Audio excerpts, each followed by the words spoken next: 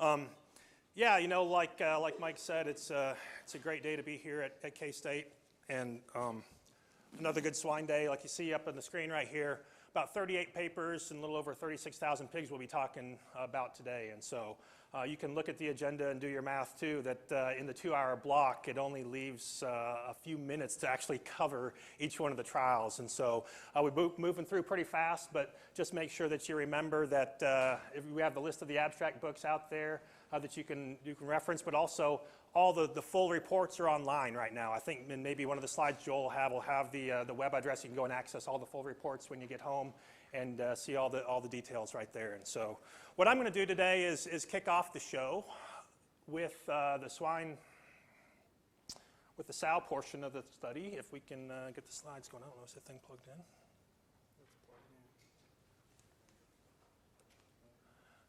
All right, Joel might be my secretary for today.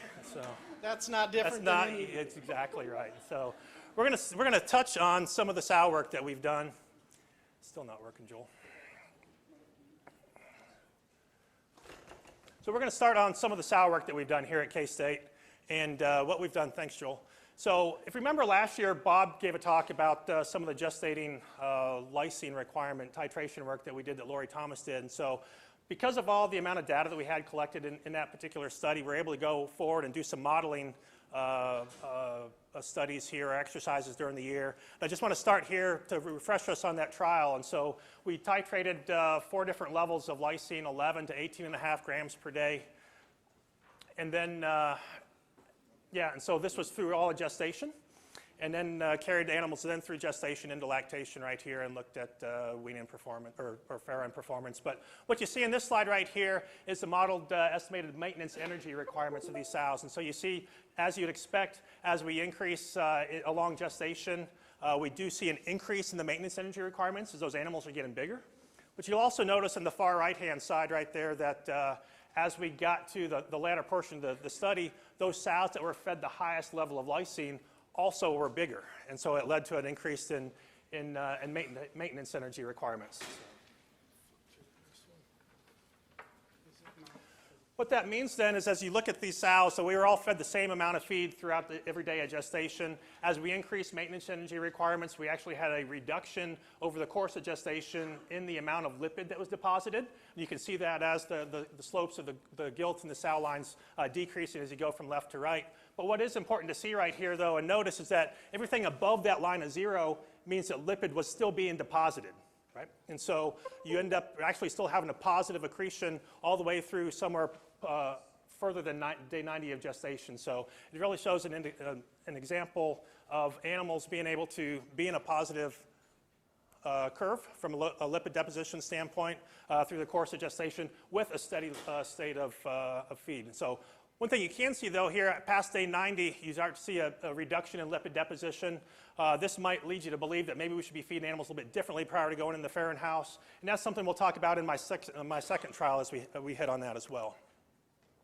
Switching from lipid over to protein deposition right now. When you look at protein deposition, this is the foundation for the lysine modeling work that we did. And so as you can see right here, and as you probably know, whole body protein deposition is the accumulation of that's happening with the maternal side from the sow, as well as the increase in conceptus, which then leads, when you start looking at lysine requirements for protein deposition, an increasing amount as you go forward through gestation. A lot of that at the end being a result of the increase in conceptus needs. The important thing right here, if you look at that, so all the way through day 70 or 80, really less than 8 grams per day of SID lysine is required to be able to meet the sow's needs. And so putting that in reflection of the different trial or the different treatments that we actually fed in this study. Here's the 11 to 18.5 grams, the black up to the purple right here. You'll notice that this is SID lysine balance. So everything positive, everything above the line means that there was more lysine intake than what was required for the animal. We're at a positive lysine balance all the way through to approximately day 100, with the exception of, after that, only the low treatment being fed. And so to put this in perspective, 11 grams per day in this farm was roughly a 0.56 SID lysine formulation. It's about a 0.66 in the 13.5 grams. And so here's the gilts. I'll flip the slide, and here's the sows. In essence, all the trials were fed diet, or all the sows were fed diets in the highest 3 treatments that met their SID lysine requirements from a positive balance perspective. And so I think that gives a pretty good understanding of why a lot of people are probably formulating diets in that 0.56 to 0.66 type of a range when they're putting together gestation diets. Going to move forward right now to some of the transition sow work that we've done. And when we start talking about transition sows, we're kind of defining that as the time prior to farrowing, maybe the last week, last 10 days right here. This is a study that we did up with the Minnesota Pork Board. We highlighted this study last year in Swine Day, but it we had gotten finished at that point, and so it's actually in this year's Swine Day edition. In this study, we fed high levels of energy and SID lysine from about day 107, or starting at roughly day 113, or when the sows were moved into the farrowing house, or we fed a control diet, a lower level right there. And the reason that we did this study is that there's some modeling work that was done out of Denmark that suggested that the sow's requirement for energy and amino acids is actually substantially increased from about day 107.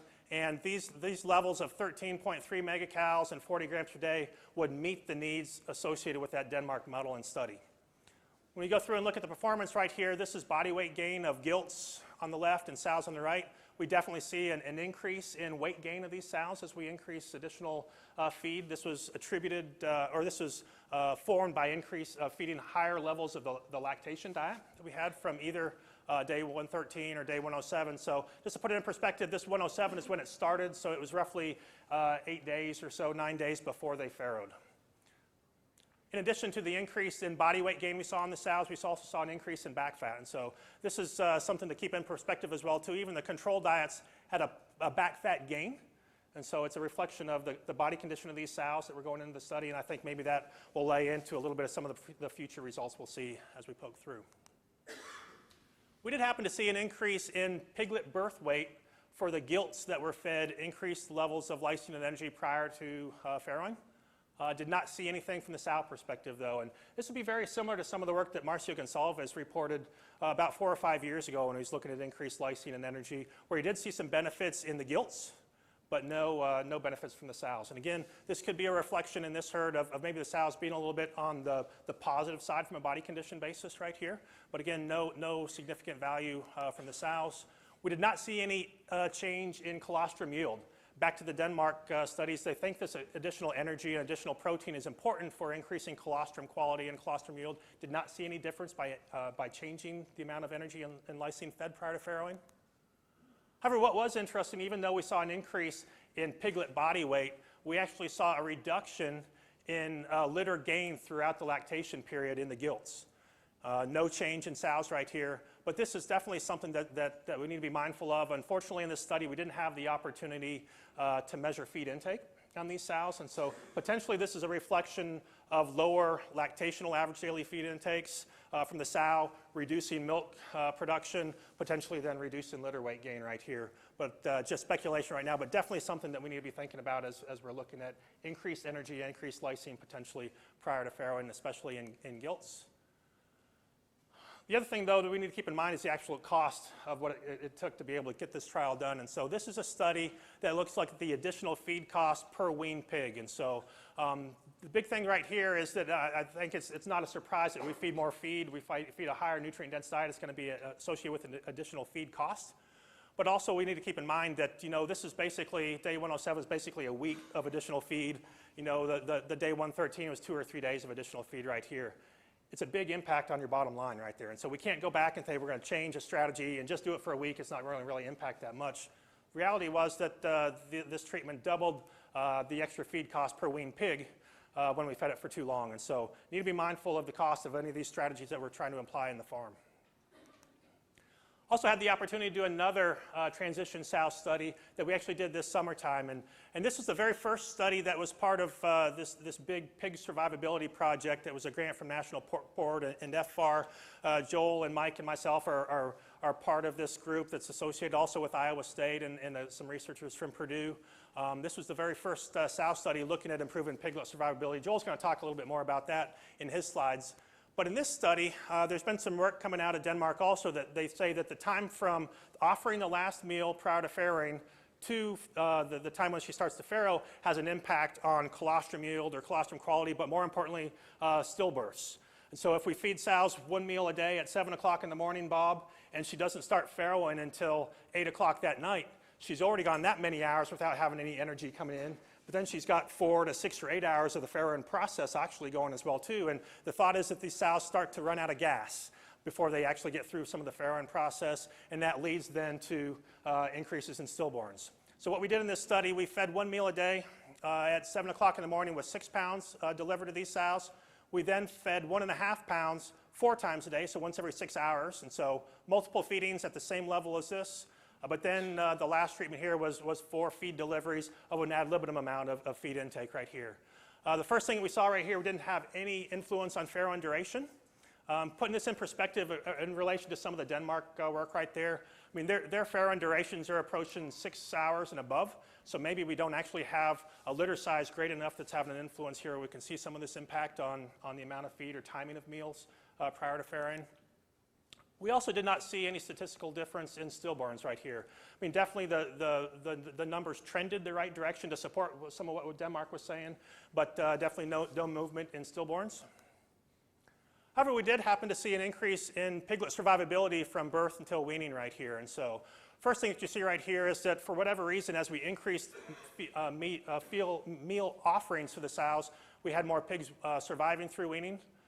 The other thing is you look at this number, you're sitting back and saying, 74 and 77%, that's terrible. And so what's going on in this operation right here? And the reality is that this farm had broke with PRRS about 4 months prior to us starting the trial. And they still had litters locked down, they weren't cross-fostering, they weren't moving animals. And so part of the lower number of pigs that actually survived is a reflection of some of the management that had to happen at that farm because of the PRRS that they had witnessed. But in any case, some treatment differences that might suggest offering meals more frequently to animals coming in may have some benefits on survivability, in addition to having some benefits on piglet weaning weight. And so offering even the same amount of feed more times than one specific dose started to have an increase in piglet weaning weight, with the ad libitum intake at the far end having the highest piglet weaning weight.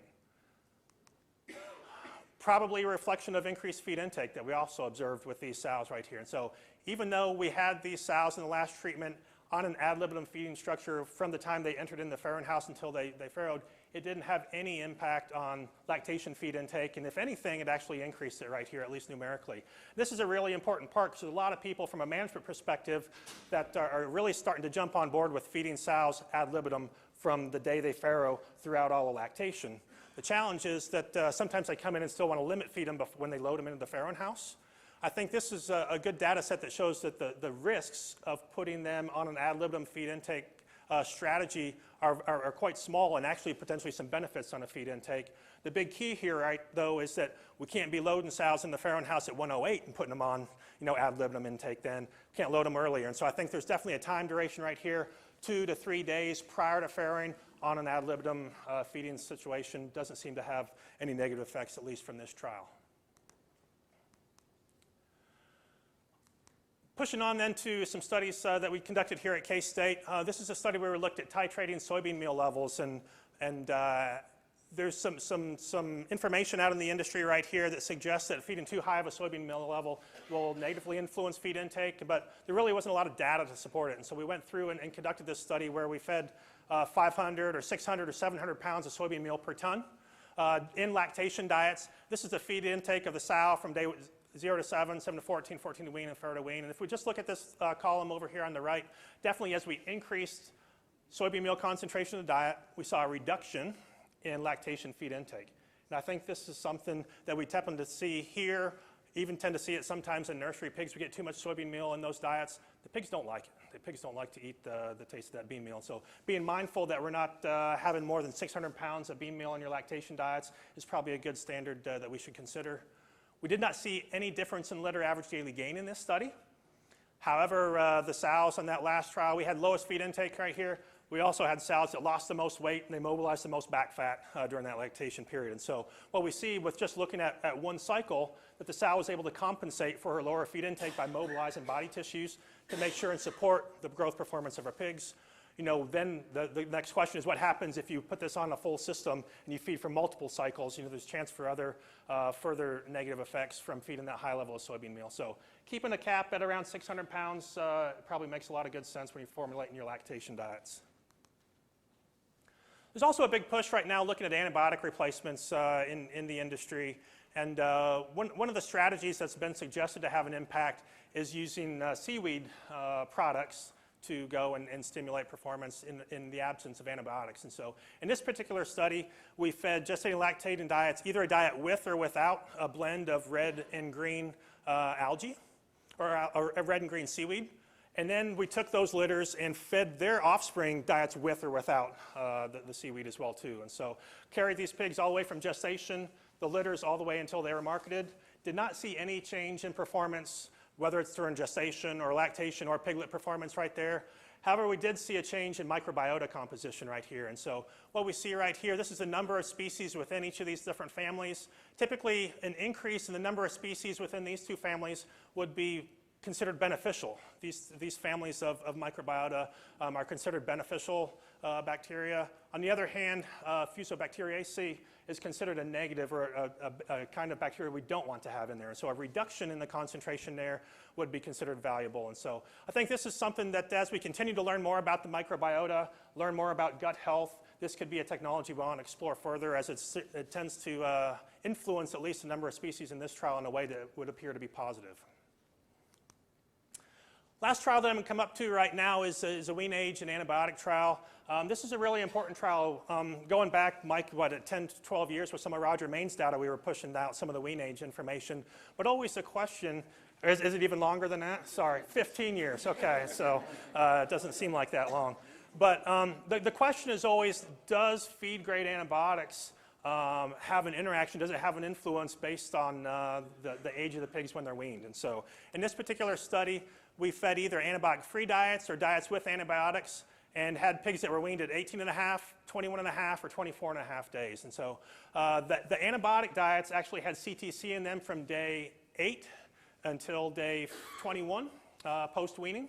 And so it was about a 2-week period there. Also at approximately 7 weeks after they were weaned, there was a 5-day period where we had CTC through the waterline as they were battling along PRRS outbreak at that point. And so what you see right here, just put that in perspective when we talk about the antibiotic diets, in essence it was only a 14-day period fed from day 8 to 21 post-weaning. So just to give you a point of reference, 18.5 to 24.5 pigs went from 10.5 to roughly 13.5 pound pigs. So the old rule of thumb of about a half a pound of average daily gain on lactating pigs, followed through right here.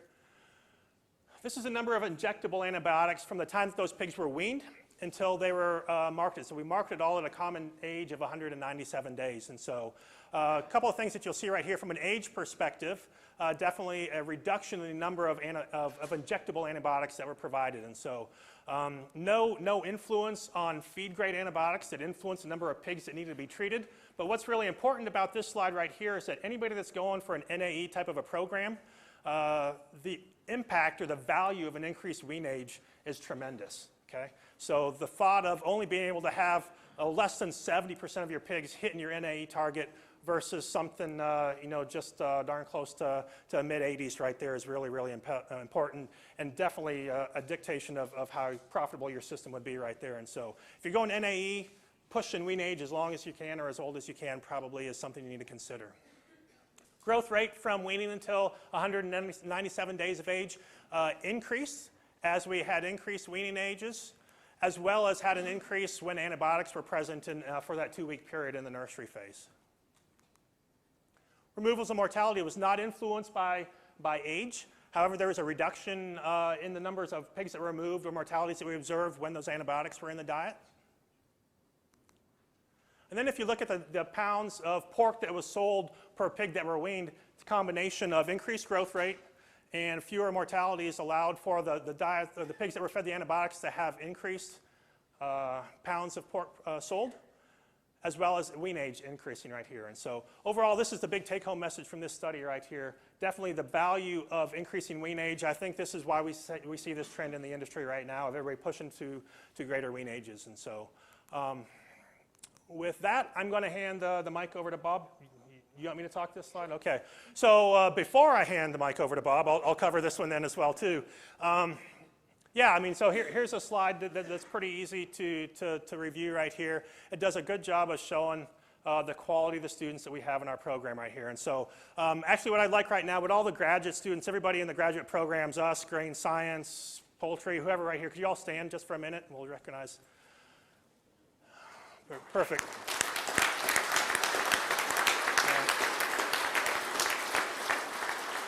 All right, enough.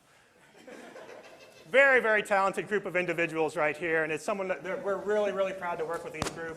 I do want to highlight one person right here, Jordan Gephardt.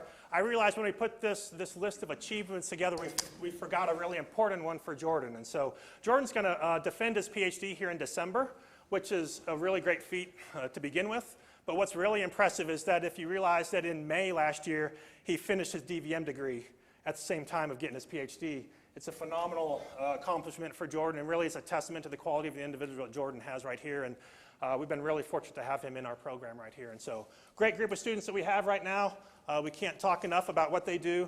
But what I really like also is when you start looking at the previous students, this list right here is the last 4 or 5 years of where our students have gone into the industry after they finish their degrees. And you can look at it. I mean, there's feed companies, there's genetic companies, technology companies, production systems.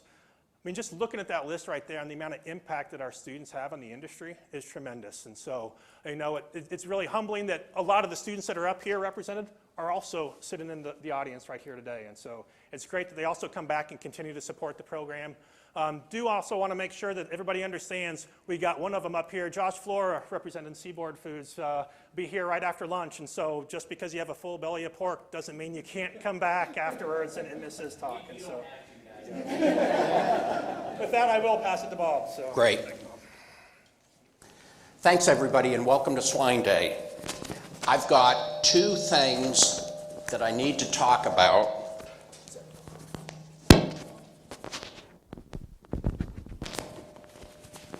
Before I get my microphone squared away. Guess we won't get it fixed. Okay. Oh, jeez. Actually, take that one off. Yeah. We're going to get this one. Yep. Geez, I need my wife to dress me in the morning, and I need you guys to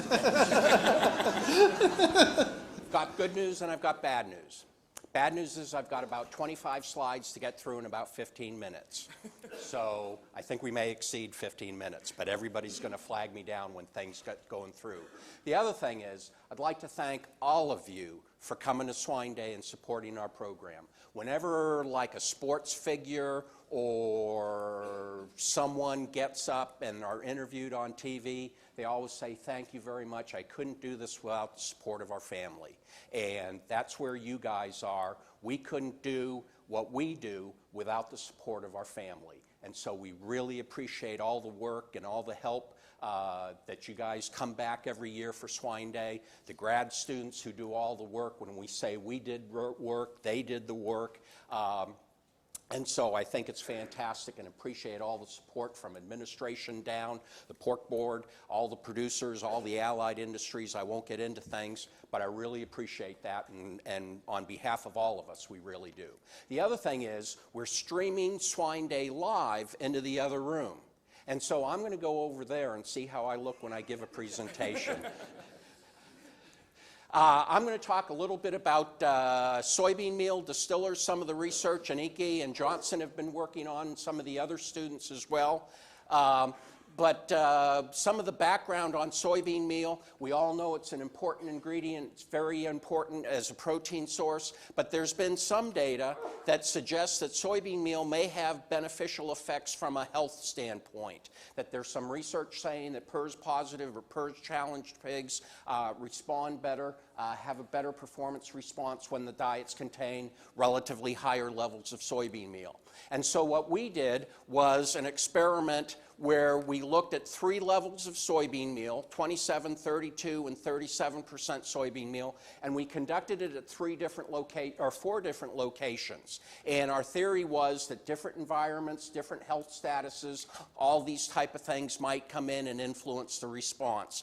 And as we look at average daily gain, we saw no difference with increasing soybean meal levels. In one study, we saw a little bit of a decrease in average daily gain. Not sure why that happened, but no real differences among the 4 locations. And there were also no difference in fallout pigs or cull pigs or mortality. So kind of defeated the purpose or proved that there wasn't very much of a response from a health status to high levels of soybean meal.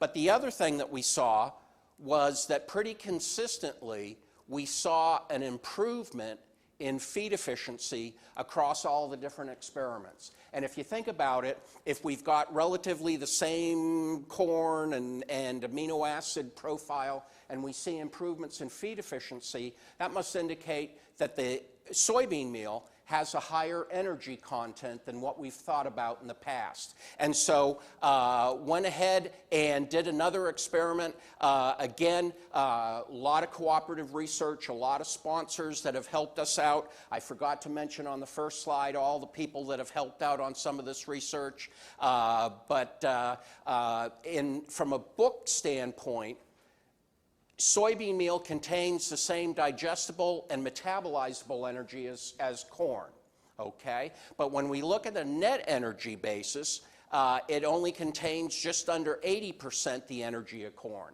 And you guys are familiar that have cattle that we formulate on a net energy basis. As we get more and more sophisticated with our formulations for pigs, we've moved from digestible and metabolizable energy and now formulate on a net energy basis. And that's because of the increased use of distillers and other high fiber products and how they influence the energy content of the diet. And so what Aniki did, we looked at increasing levels of soybean meal again, and we tended to see a quadratic response, that the response was pretty flat, but dropped off a little bit at the very highest level, almost 40% soybean meal in the diet, from about 25 to 50 pounds. But we also saw an improvement in feed efficiency. And as we'd expect, if soybean meal has higher levels of energy, these guys didn't read the protocol. They should have been a little bit better in feed efficiency. We saw, again, more quadratic response, but again indicates that soybean meal may have more energy than what we've pegged it in the past. And so when we look at things on a caloric efficiency, how many calories it takes to put on a pound of gain, okay? And if you think about it, the number of calories required to put on a pound of gain should be the same, okay? It's just the energy content of the diet that would change. A pig's going to have to eat more of a lower energy diet or eat less of a high energy diet to get the same number of calories. And if we look at things using that 78% net energy value, we see an improvement in caloric efficiency. And so when we plug that in from a modeling standpoint, it tells us that the soybean meal has either 105% the energy content if we use all the data points, but if we stay in the linear portion of the curve, I guess linear portion of the straight line rather than a curve, we get up to about 120% the energy of corn. And so the take-home message from our formulations that there certainly is opportunity to adjust our energy values when using soybean meal and take a look at things. JBS, Brittany Carrender, Mandy Gerhardt, and Kyle Coble at JBS have done a similar study, and they saw, again, about 120% the energy content of soybean meal in corn. And so we feel pretty comfortable about these results that, again, we could argue 105, 120%, but the soybean meal that we've been feeding has greater levels of energy in the soybean meal than what we've calculated in the past. The other thing that we've been evaluating are different distiller sources. As ethanol production advances, fractionation, taking out fiber, taking out oil, All this has to do with the nutrient value of distillers, and we've been fortunate to evaluate a high-protein distillers in some of our experiments. And to take a look at last year, again, we looked at average daily gain of increasing high-protein distillers and saw a linear decrease up to 10%, worked out pretty good, but then we saw a decrease as we increased the distillers up to 40% of the diet. And again, looking at the feed efficiency response, we saw technically a quadratic response in feed efficiency, again improving up to the 40%. And I need to point out that this source of distillers contained about 8% oil, and that's going to be an important factor, especially when we talk about some of the other experiments. But again, when we look at caloric efficiency, there was an improvement. And so again, what it says is as the calories decrease, the HPDDG must have more energy than what we've pegged it for. And so again, this particular HPDDG with approximately 8% oil would say has just under the energy content as corn. And so that was important to evaluate, and we wanted to finish up our DDG studies, our high-protein DDGs, with a field study looking at it on growth performance, and just a little bit on the nutrient profile. Just a little bit on the nutrient profile. Here we have corn, pretty typical standard amino acid levels. Here we have conventional DDGs, about 1% lysine, and the high-protein distillers has about 1.5% lysine. So again, because of the lysine content, we would take out more soybean meal in the diet and replace it with the distillers. The oil content in the conventional distillers in this second experiment was 8%. The HPDDGs that we used in this experiment was produced at a pilot facility, and so there they weren't spinning down the oil or removing the oil, and so it had 10.3% oil. And that's going to be important for some of the data responses in future slides. So when we look at our study, we fed pigs an all corn, soybean meal-based diet, 15 or 30% conventional distillers, or 15 or 30% of the high-protein distillers. And again, as we added more distillers, we would have taken out more soybean meal, but because of the 50% higher lysine content of the high-protein distillers, we took out an extra 2 to 3% more soybean meal than what we did in our conventional DDG diets. But overall, not much of an effect on overall average daily gain. We did see some decreases initially when we first put the pigs on either distiller source. Not sure exactly why that happens, but we tend to see that in our experiments when switching pigs from corn, soy to distillers. No effect with the conventional distillers. Remember, that had about 8% oil on feed efficiency, but we saw a nice linear response when we compare the corn, soy, up to 15, up to 30% distillers. We saw a nice improvement in feed efficiency. And again, we believe that's logical with the higher oil content of the distillers that would see that type of response. As for carcass yield, like any high-fiber ingredient that we fed all the way on through market, we saw decreases in carcass yield, a linear response with conventional DDGs, or a linear response with high-protein DDGs. And again, most of you that are feeding high levels of DDGs, or a lot of you, we tend to take out the distillers, or encourage to take out the distillers in the very last diet to help us with carcass yield and hot carcass weights. And we fed the distillers all the way through the 124-day study right before those pigs were marketed. Hot carcass weight, as a result of yield and some reductions in average daily gain, we saw a reduction in hot carcass weight, more evident in the conventional DDGs, a linear response in both of those, linear reduction in hot carcass weight. And iodine value increased as we added more conventional distillers, but there was an interaction. And as we added the high-protein distillers, it also increased iodine value, but at a greater rate. And again, so thinking about the higher oil content, the unsaturated oil content in DDGs, feeding it all the way through market certainly didn't help us any in regards to iodine value. And so the take-home message on distillers and soybean meal, certainly the energy content of soybean meal is going to be greater than that of corn and previously estimated. The high-protein distillers at 8% oil had about 97% the energy content of corn, and it appears that HPDDG is certainly something that can be evaluated for swine diets, but like all DDGs, we need to be careful of the lysine content and other nutrient loadings where you are there. We believe very strongly we need to be concerned about the oil content from the energy standpoint. Again, the 8% oil DDGs having very similar feed efficiency. When we went to the 10% oil DDGs, we saw that improvement.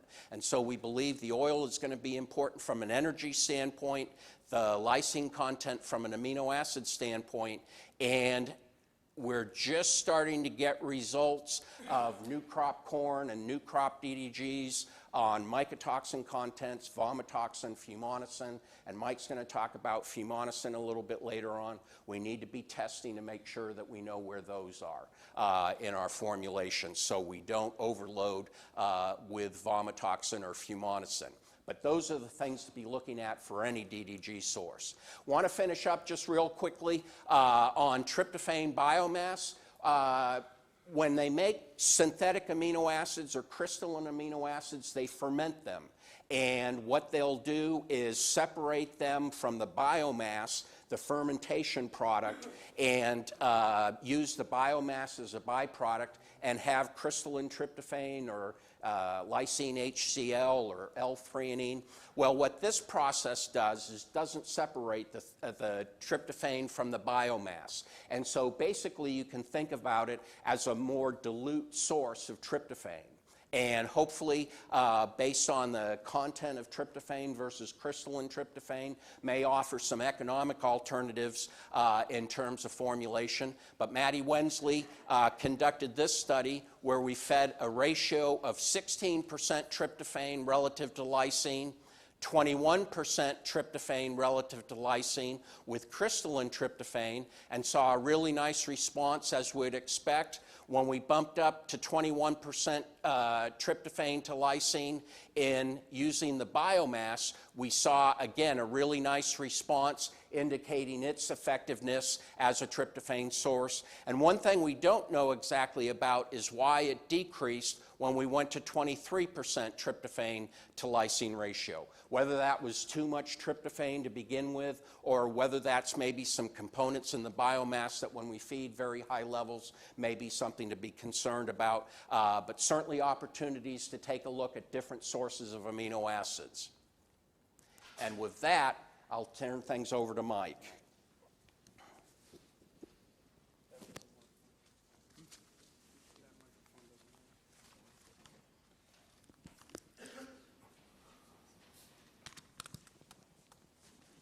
All right, thank you, Bob. Well, I get the opportunity to visit with you about 3 different projects, and the first one is a real situation that we had here in Kansas in the 2018 corn crop. We had some pretty high fumonisin levels all across our state, but in particular, our west central or central area of the state, you get around Beloit area, had some really high fumonisin levels in some of the corn. If you look at the information in the literature on fumonisin, it said that we should be able to feed up to 20 parts per million with no real clinical signs, and then lower feed intake as you go higher than that, and then some real severe problems if we push up above that 50 to 100 parts per million area. And so we conducted 3 different experiments.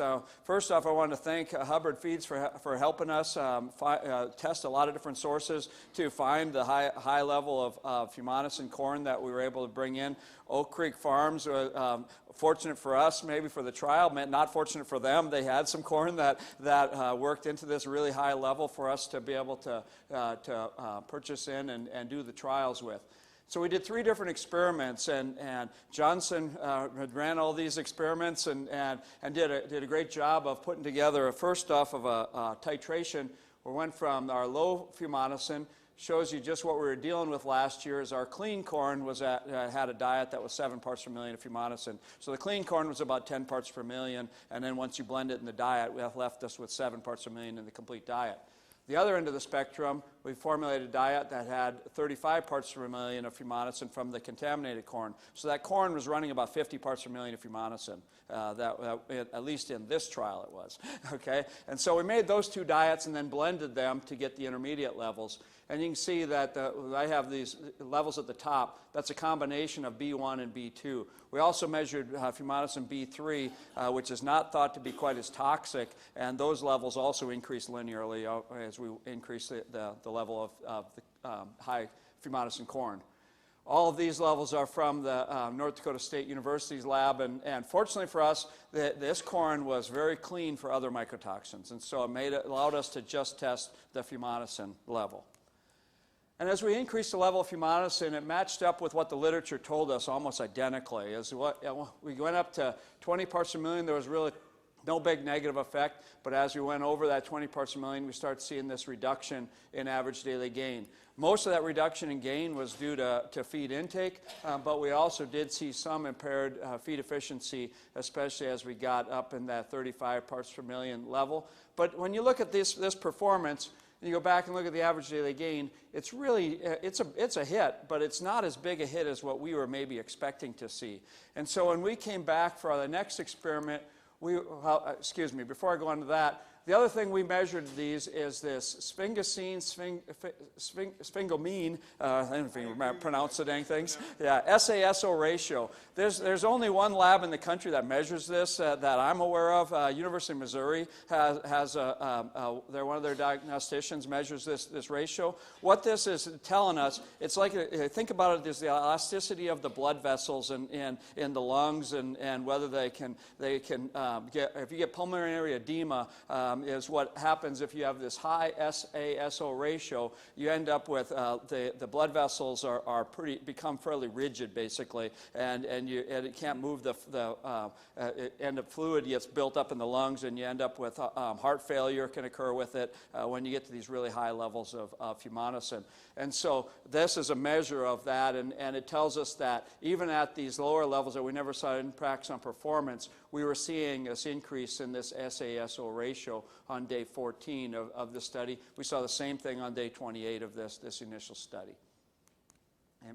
So once we did that first trial, we set us up for what we really wanted to test is, are there some mitigants that we can use to try to reduce the negative effect of these high Fumonisin levels?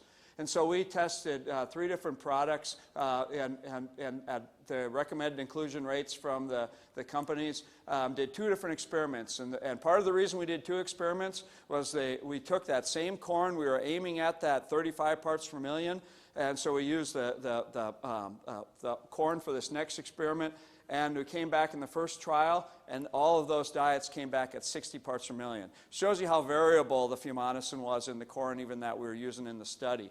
60 parts per million didn't work quite as well. It has pretty negative impacts on the pigs. And you can see here is that we ran this trial for only 14 days because of the negative impact. And the first weekend that we put the pigs on test, we did have 3 of the pigs, I think 3 or 4 pigs at Johnson that we lost fairly quickly on the trial. But then the death loss stopped, and we went out the 14 days, though almost a 50% reduction in average daily gain due to the Fumonisin. And as you can see from the data pretty clearly, the BioFix Select product actually did quite well, bringing performance back to the same level as the control with no differences between the negative control and the other products. And you look at feed intake, that's where most of that response was driven by. Big feed intake differences, and again, the BioFix Select was able to bring feed intake back even with that very high Fumonisin level. And feed efficiency shows the same kind of response. And so just how negative that high level of Fumonisin was on feed efficiency. But because of that high level, we thought, well, it's maybe not a fair test. And so we did come back and test it again at the lower inclusion, lower Fumonisin. We blended down to have 30 parts per million of Fumonisin in this study. And so at the 30 parts per million of Fumonisin, we see a similar negative effect as we saw in our first experiment on average daily gain. But again, the BioFix Select was able to bring the performance back to the same level as that positive control. So really nice response to that product, and again, feed intake driven response. And you see the response coming through in feed efficiency, with the feed efficiency being very similar, slightly higher with the BioFix Select than the positive control. One of the things I didn't show all the SASO ratio on all these products. When you get to the really high levels, the 60 part per million level, even with the BioFix Select where the performance looked pretty good, the SASO ratio was still high on that treatment. And so even though we got performance back, we weren't able to take away all the negative effects of the Fumonisin.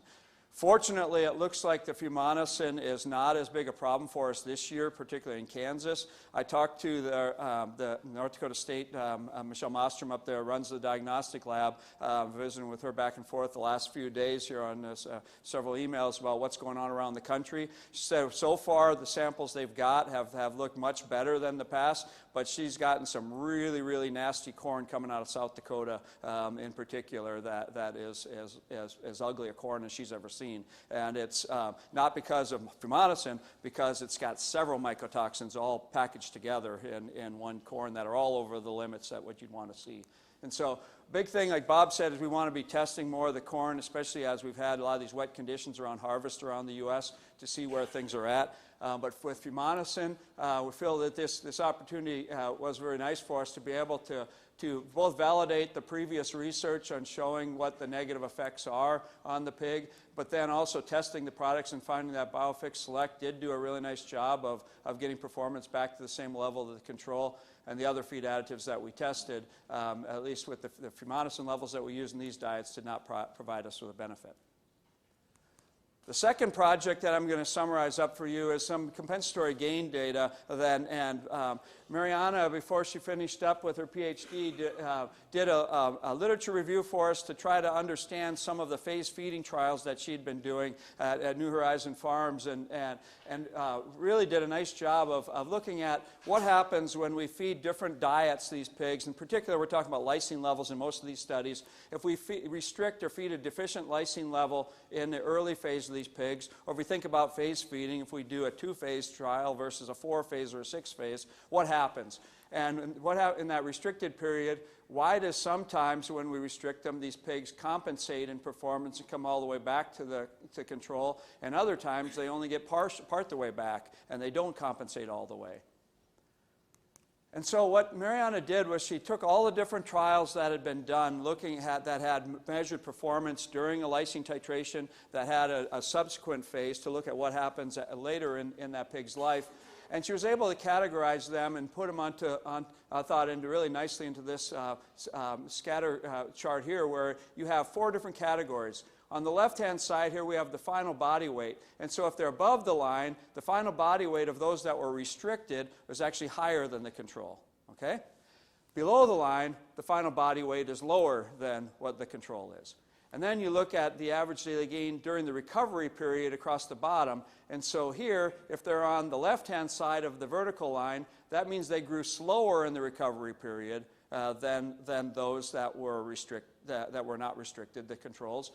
And then if they are on the right-hand side, they did show compensation, and they grew faster than the controls. And so everybody on this side of the line grew faster than the controls did, and those on this side of the line grew slower than the controls. And then she looked at those different trials and said, okay, what is it about these different trials that some of them grow faster and some of them don't?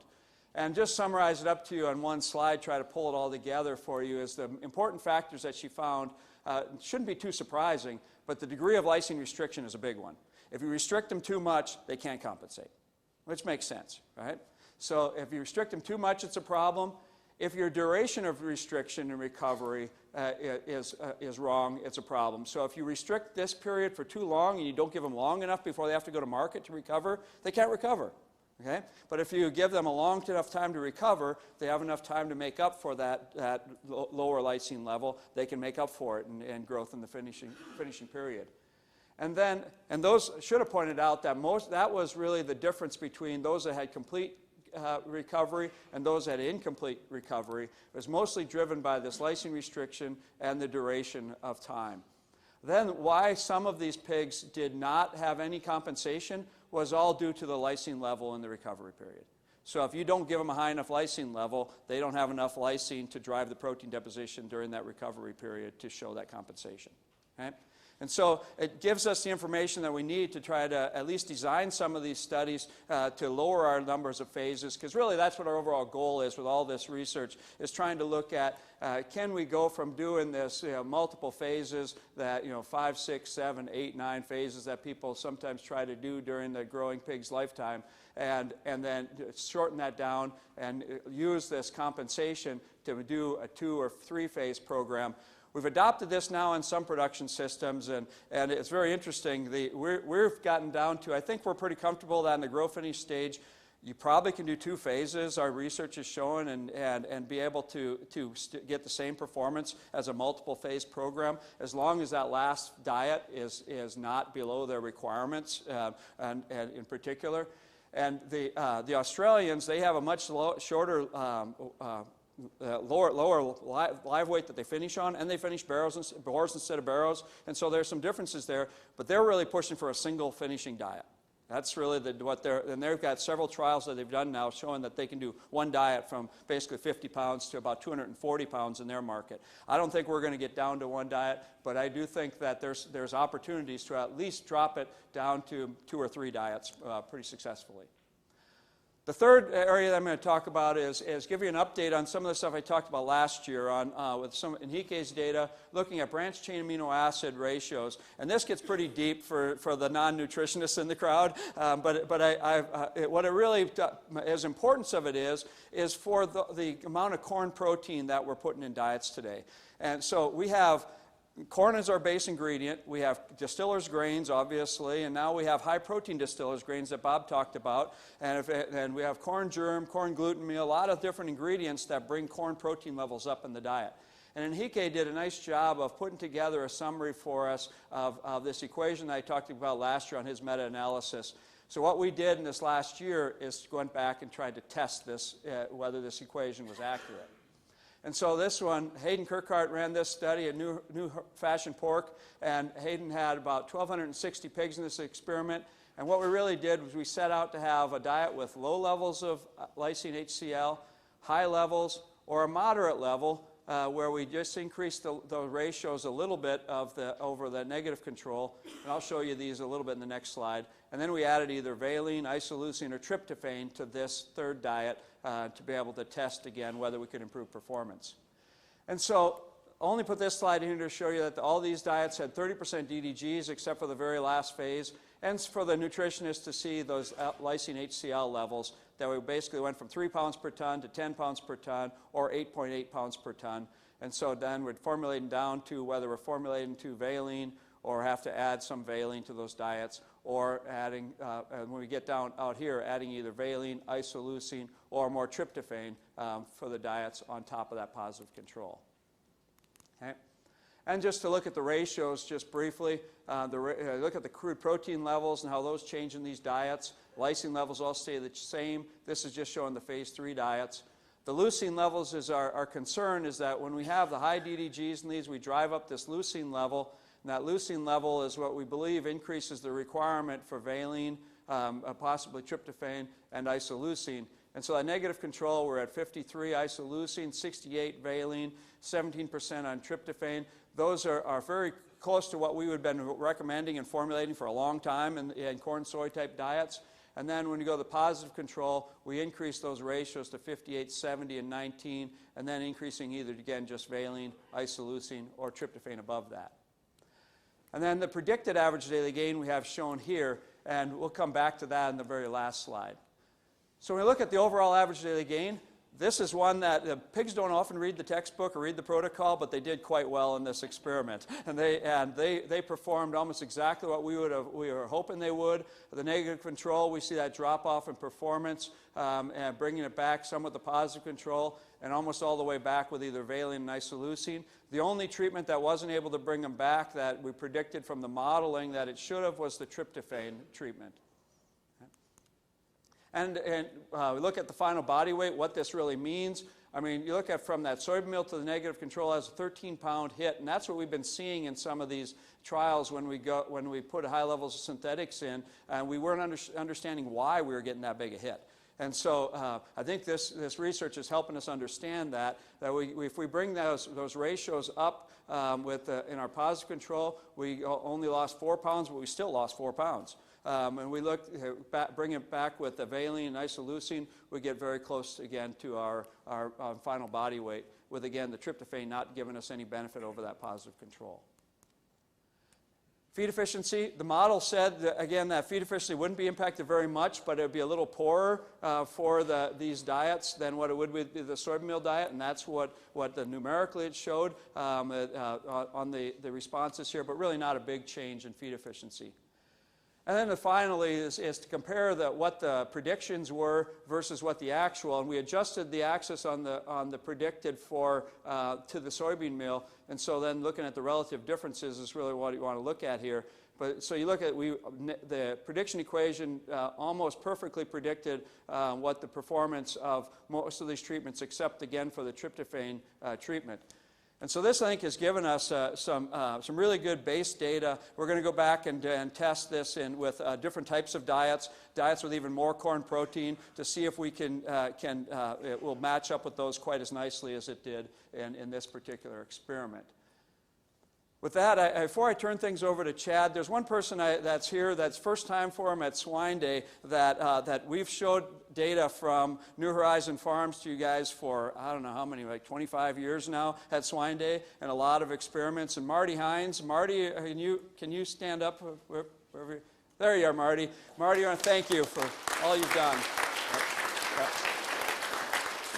Marty has mentored many of the grad students over the years. He's helped us with immensely number of research projects. He's the one, when we talk about getting these diets all put together right, he's the one that gets it put together right, the one that gets all the ingredients there, and allows us to actually do the stuff that we're doing and helping all the grad students out. Really appreciate all your help over the years, Marty.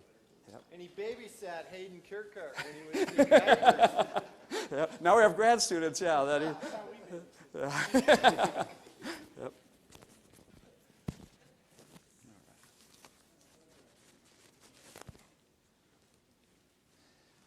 All right, thank you.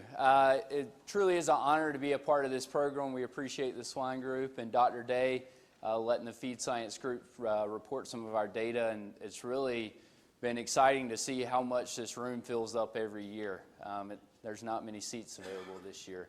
So as we've heard this morning, there's been some talk about pigs reading protocols or not reading protocols, and in the Feed Science Group, we kind of have our own saying that everybody has a protocol until the pellet mill plugs. And so I want to start off by thanking my group of the grad students, Dr. Stark, and then Chance Feeler and Haley Wecker at the feed mill for making all this happen, because as a nutritionist planning feed science research projects, I tend to plug the pellet mill a lot. So without their help, we wouldn't have a lot of this data today, and once again, the royal we is really the work that they've put in. So what we're going to discuss, quick update on some QA procedures, things you can do to help the accuracy and precision of your results with your QA program, and then we'll kind of come back and end up with some of the phytase stability results that we followed up with since last year. So briefly, if you're in the room, if you have an NIR at your feed mill and you're measuring crude protein, fat, any other approximate analysis, a question we often get asked is, well, can I just analyze that sample, or does that sample really need to be ground before being put in the machine? So you can see here we have this sample of ground corn that's getting ready to be ran in the NIR.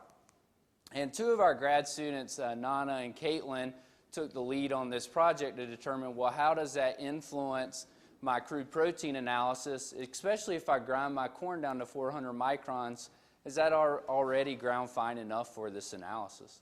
And what we can see is if you don't grind your sample, your crude protein accuracy on that measurement is going to be much less than what the laboratory analysis tells you. And if you grind that sample, you get, although these are statistically different, not far off from our target values of 20% crude protein.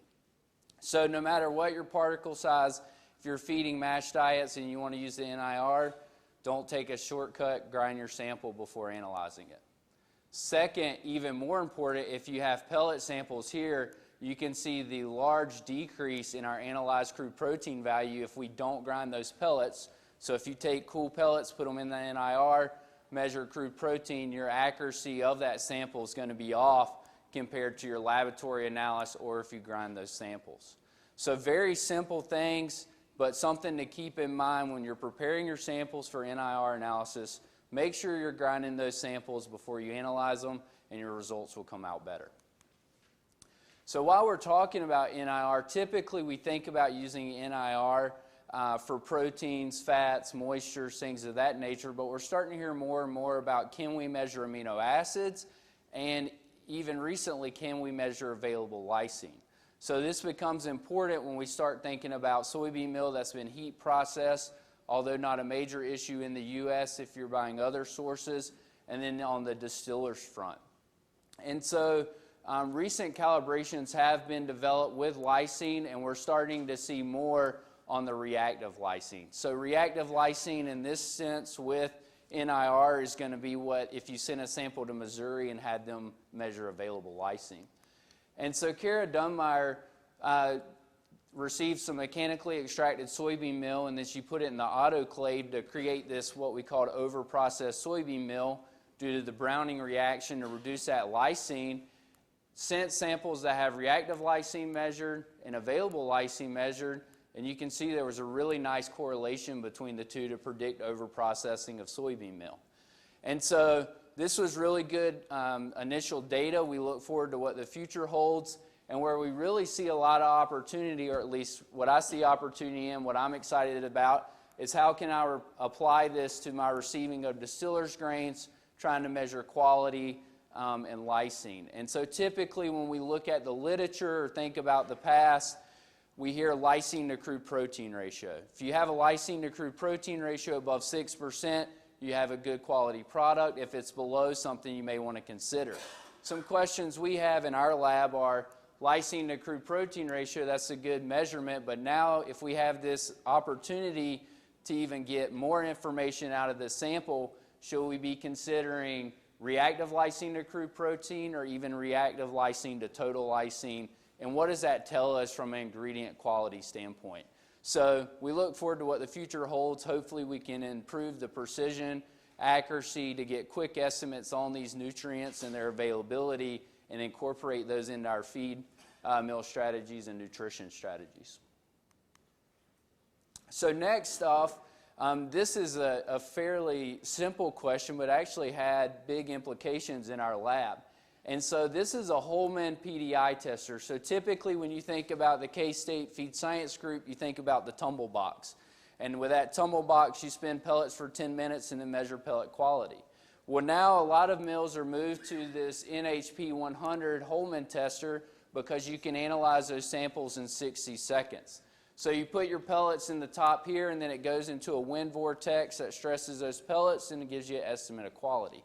Well, one simple thing that this test requires is for a filter to be put on top of that. And typically, a filter is something that is easy to run out of, and in my mind, I don't think it should make a big deal, so I should be able to complete the analysis anyways if I run out of my filters. Well, Dr. Stark proposed a question, if we run out of filters, can I go into my kitchen and steal some of Janet's brawny paper towels and use those? And we may have done it once or twice. And so what we did was just says, well, if you use the filter provided by the factory or the Tech Pro company, the brawny paper towels or none, how does that affect your PDI analysis or your pellet durability index? And you can see without the filter, you actually reduce your PDIs. So that dropped from above 90% down to 80%. So that your accuracy is going to be off in that pellet quality test.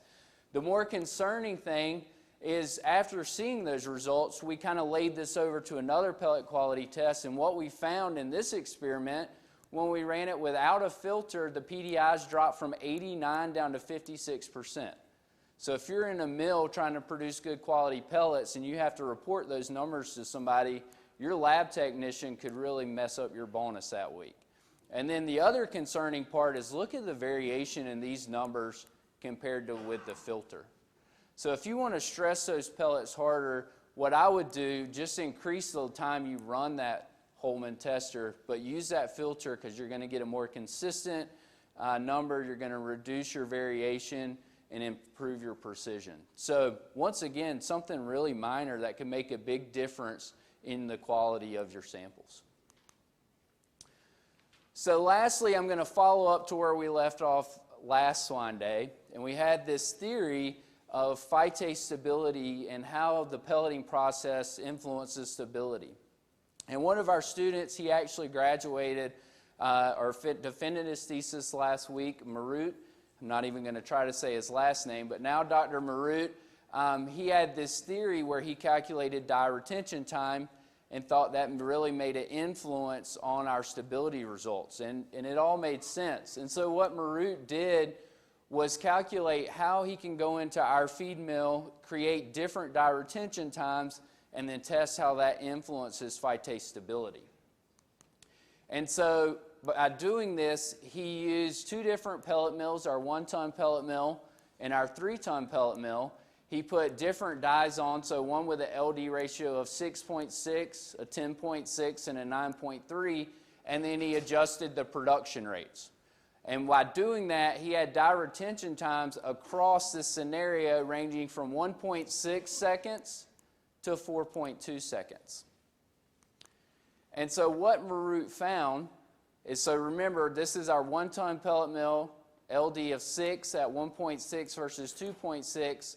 When you compare that dye retention time of 1.6 to 1.6 with an LD of 9.3, there was no difference in phytase stability.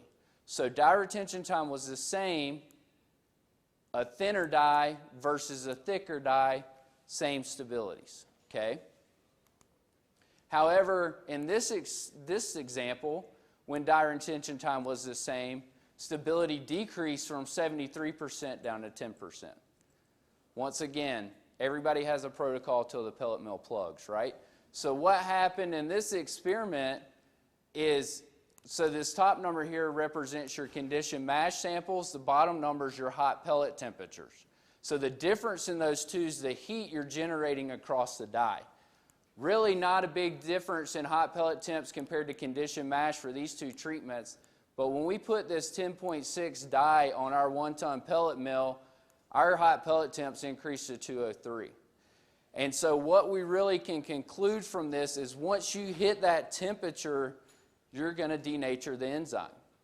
So what's lacking in this experiment and would be great for us to rerun is there a difference in this 4.2 and 2.6 if we have a hot pellet temp of 186? Okay, so we don't have that answer yet, but we do know if you're going to measure phytase stability, we need to be taking hot pellet temperatures. And so to kind of confirm this, we went back to some of the data that Courtney Trulock had collected over the years. And you can see here, when you plot it on a temperature basis versus a stability basis, Courtney had taken conditioned mash samples in the gray dots and pellet samples in the purple dots. And when you match those up with their corresponding temperature, there's no difference between the two. And as you increase that temperature, you decrease the stability. So at this point, we're still lacking data in this area. If you have a lower conditioning temperature but a hot pellet temperature below 175, what's that going to do to stability? We need to revisit conditioning time and how that influences stability now that we know where some of our parameters need to be set. But the take-home story for me today is if I'm concerned with phytase stability, I need to be measuring the hottest temperature that my feed achieves. And the best answer right now is going to be hot pellet temperature. But we need to think about how we're conducting that. Are you using a styrofoam cup, a coffee mug, a bucket? Is there a way we can measure dye temperature? Is that going to be a better estimate? So these are some things we have to work on to figure out how can we actually measure this highest temperature that our feed's hitting in order to determine where we're going to be with our stability analysis. So take-home messages. Grind your samples before you use the NIR, put a filter on your Holman, and measure hot pellet temperature. Thank you.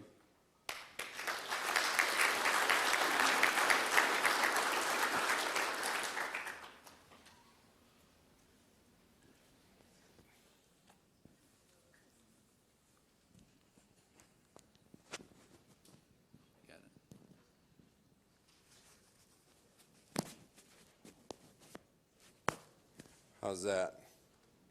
All right. Maybe let's everybody stand up quick for 30 seconds. Since we're on time, I want to make sure we get off time here.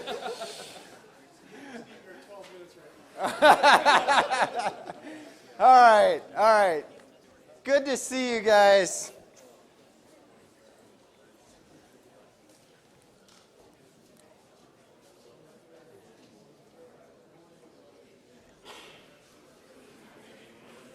And Dr. Henry, I got drug into the disease world again. I've been trying to get out of it for 25 years, you know. That's an ethics class. There we go. All right. So, what I'm going to talk about today is some of our experience with PED. And it got up close and personal this year, unfortunately. Our K-State farm broke. But I'm going to share this story, and I'm really glad Mark and Frank and Dwayne are here today, because the story that we collected and the data we collected at our farm is having an impact in Asia on what's happening there. And we're translating some of those things from K-State here to Asia and working there to get some accumulated experience. And we're doing this, again, from our attitude of our swine nutrition group just doesn't focus on nutrition, we focus on what's important. And this is a big deal. As you know, probably 75% of the pigs today are being raised in countries with African swine fever. So it's a big deal that we have somebody in the U.S. that understands what's going on in these countries. And next week, Jordan Gebhardt gets an all-expense-paid trip to an infected hot zone, and we're going to even ramp up even more from this period. So this is a combination of some of the things from our feed safety team that's taken veterinary medicine, our feed science group, and our diagnostic medicine. And it's showcasing how the three disciplines here are some of the most unique in the world in order to combine in a close range here in order to have an impact on African swine fever control. And this story starts here a little bit. That's my daughter. We were out on a bike trip in Vietnam, and I was leading the pack, and all of a sudden I go, oh my goodness, there's no bridge here. And the guide goes, well, it was there last week. And I go, it's not there this week. But anyway, she looks a lot more stable crawling across that. I was not as stable, believe me. And you were looking down in this river, and I was like, oh man, please don't let me fall into this darn thing. That looks pretty gross. And then, after we were biking about 20 miles, we stopped for lunch. And my daughter goes, Dad, what is that? And she points out in the river, and I go, get a picture of that. That's a dead sow. And I had heard about this, but I have never seen anything like this. That's the type of thing that's going on, is there's so many dead pigs in this area, these poor farmers don't know what to do. And they're throwing them in the river. And so that's the kind of thing, as a veterinarian, we got to be able to prevent that kind of thing. And so this story starts from a friend of mine. He's in the Brazilian mafia. He called up, and I shared the PED story with him, and he said, can you come over and share this with us and help us with our thing? And I think it'll have an impact on our operation as well. So this story starts out from Midwest Animal Science last year. I was sitting and talking to Dwight Schock, and a notification popped up on my phone, and I said, WTF, and I did not mean Wednesday, Thursday, Friday either. And I was like, oh my God, this is not good news. And we had, to the value of our diagnostics, we had diagnostics in the morning, and by afternoon we had results. And I was talking to Lisa last night, and we just take for granted our diagnostic labs around here in the U.S. She's worked in places in the world where she has nothing to deal with, and she is in the dark. And so we got to have a shout out. We have a network of diagnostic labs in this U.S. that we need to keep supporting from that standpoint. Just to give you a little history, Sarah McReynolds, you'll be proud. We've thought about biosecurity. We have a perimeter buffer zone. The gate's usually open, or had been in the past, but we called that a perimeter buffer zone, And we've thought a lot about this from a biosecurity standpoint. Everything crossing our buffer zone, like a farm, we've been concerned about semen. We've been concerned about our gilts, quarantined. We've used the isolation barn at our SCW barn as quarantine. We've prevented 4 PRRS infections and 1 PED infection. We've had 5 source changes in the last 20 years since we've been using that isolation barn and preventing infection. So that is really critical. We shuttle market pigs off of the outside the perimeter zone. All our supplies cross in the perimeter zone. Mark is cognizant of that and works with vendors and suppliers. Facilities are kind of a challenge once in a while, but we do work with them. So, we're pretty proud of our farm. We've kept this thing high health. Dr. Henry and Dr. Tokash, they walked us through. We walked through PRRS elimination when Monty was first doing it on a large scale in farms. We did the same thing at our farm. We've been PRRS negative for almost 20 years. And we've had virtually no adverse health effects in this farm. We kept PED negative. We've never had an infection in our farm prior to March, and stuff. And so we thought our biosecurity was pretty good. And we were maybe a little cocky and overconfident because of that. So once we got it, we had an action plan, thanks to Jason. We had developed an action plan. We immediately went into elimination. We didn't even talk about it as a second nature. We said, we're going to eliminate this disease. We used the protocols. And this is one thing I learned from Dr. Henry. When you're dealing with an event, be decisive and confident and keep on going. You may not know all the answers, but take action now. And that's what we did. And thanks to Mark and Dwayne, we started exposing sows, eliminating and developing things from that standpoint. We tried to segregate. We figured since we're batch farrowing, maybe we can build immunity. We can save a group of pigs. And those types, we segregated out the employees, trying to reduce the viral transmission within the farm.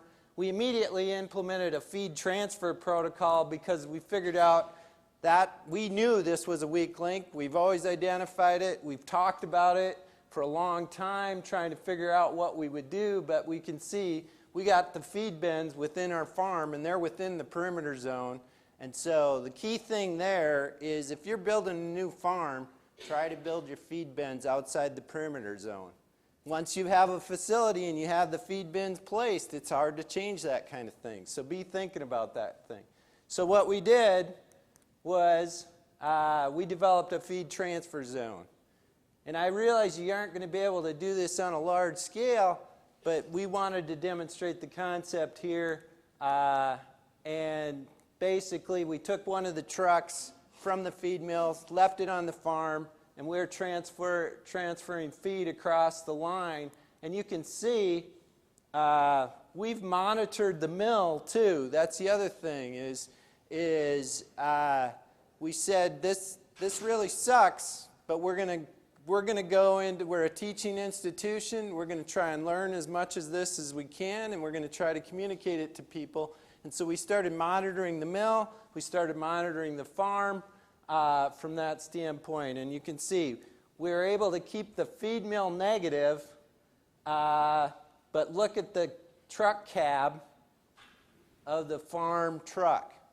And think about that. If we'd have been delivering feed into our farm, the truck driver walking around on the ground out there, we'd have carried this back into the mill.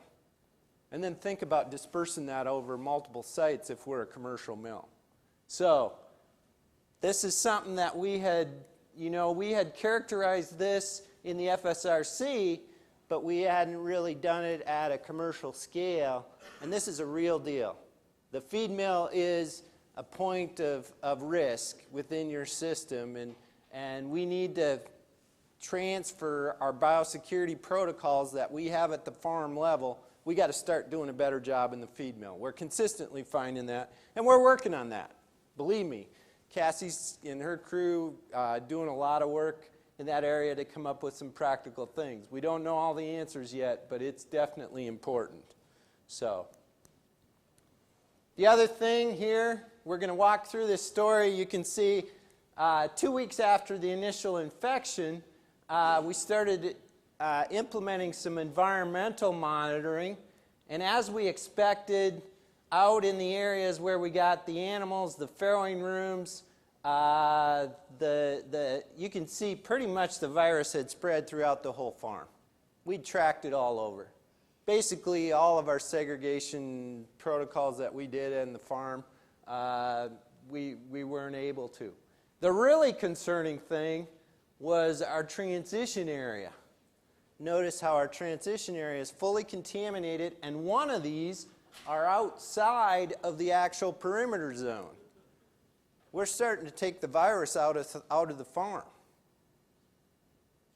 I'm not very smart, Dr. Henry, but I don't think that's a good thing, is it? And here's just a protocol. This was some pictures with Savannah Stewart and Cassie and I. We took a trip to Brazil, and we started, and it was where I got firsthand, and it really dawned on me when we were doing this. We were trying to characterize the Seneca Valley virus outbreak and see if the feed mill's playing a role in that. And as I spent the couple days helping Savannah and those kind of things, it really dawned on me that from the feed safety standpoint, we got to take a food safety standpoint. This isn't just a veterinary diagnostic biosecurity problem. This is much more a food safety, and it fits well with reducing salmonella transmission, all those types of things. And so this is where being out in the field helped me solidify some of those ideas in my mind that it's feed safety. So, looking at things, we were not successful segregating employees, reducing viral transmission. We were successful in the feed transfer protocol. We've monitored that over multiple weeks, and it continues to be successful from that standpoint. So, next testing go around. About a week later, I was very concerned outside of our perimeter transfer zone. You can see we were starting to have evidence of virus out in the cars of the workers. And you can see, again, our transition zone, our student apartment, our student worker. The student apartment is outside the perimeter zone. It's not inside the perimeter zone. So we had some work to do and revise those protocols. Basically, we started doing, this was a good thing. we learned we hadn't cleaned our transition zone in a long time. You know, you're thinking about that. That's a high-risk area because you got contaminated materials going into the transition zone. We want to disinfect that thing multiple times and clean it. That's a risk zone. So we changed the protocols. We changed the protocol of putting cover boots on when you get out of your vehicle, walk into the thing, and then wearing scrubs to the rooms, and leaving our boots and coveralls, dirty coveralls in the rooms, those kind of things. We developed a whole protocol there. You can see Dwayne at the farm built nice benches here. You know, these swing-over benches have been it's one of the simplest things, but one of the most revolutionary things we've done on swine farms probably in years. Because if you're in a transition zone, it provides a nice zone of where you transition. It also provides a nice place to sit on if you're changing your boots too, instead of having to do three-point gymnastics while you're putting on clean coveralls. All right, Joel's giving me the sign to speed up. So anyway, you can see here after we implemented the 28-point entrance protocol and we had quizzes by the grad students, you can see it's making an impact. And this was the thing with the farm crew, is we fed them back the data and they got excited. They started providing ideas. How can we improve this? And once they started seeing that we're making an impact, and this really does work if you follow some of these principles, I really got to give them credit, because it was not pretty being in that farrowing room and seeing all those pigs die from that standpoint. It's something you just don't want to go through. You can see one of the things we were doing the laundry was in our transition zone, and you can see around our dryer and our washer where we have dirty coveralls, it's contaminated.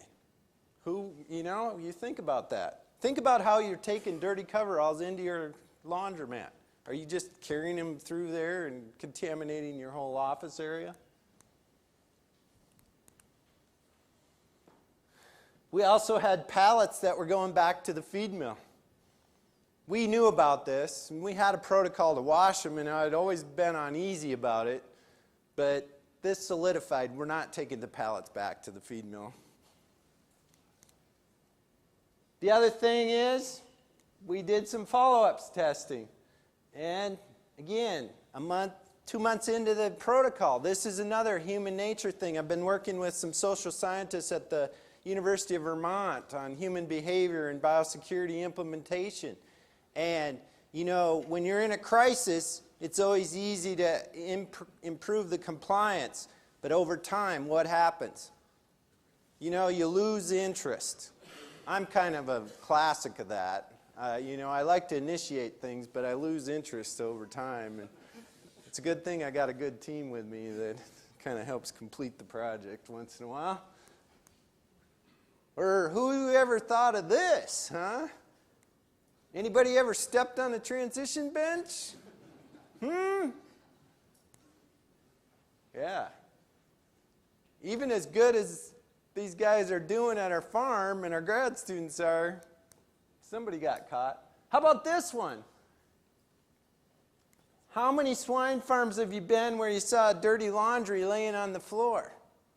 How many places that I go to, high health farms, that we throw the dirty coveralls just on the floor from the shower? And thinking about those have been the most contaminated things in a positive farm in our whole farm. And we just contaminated our whole transition zone.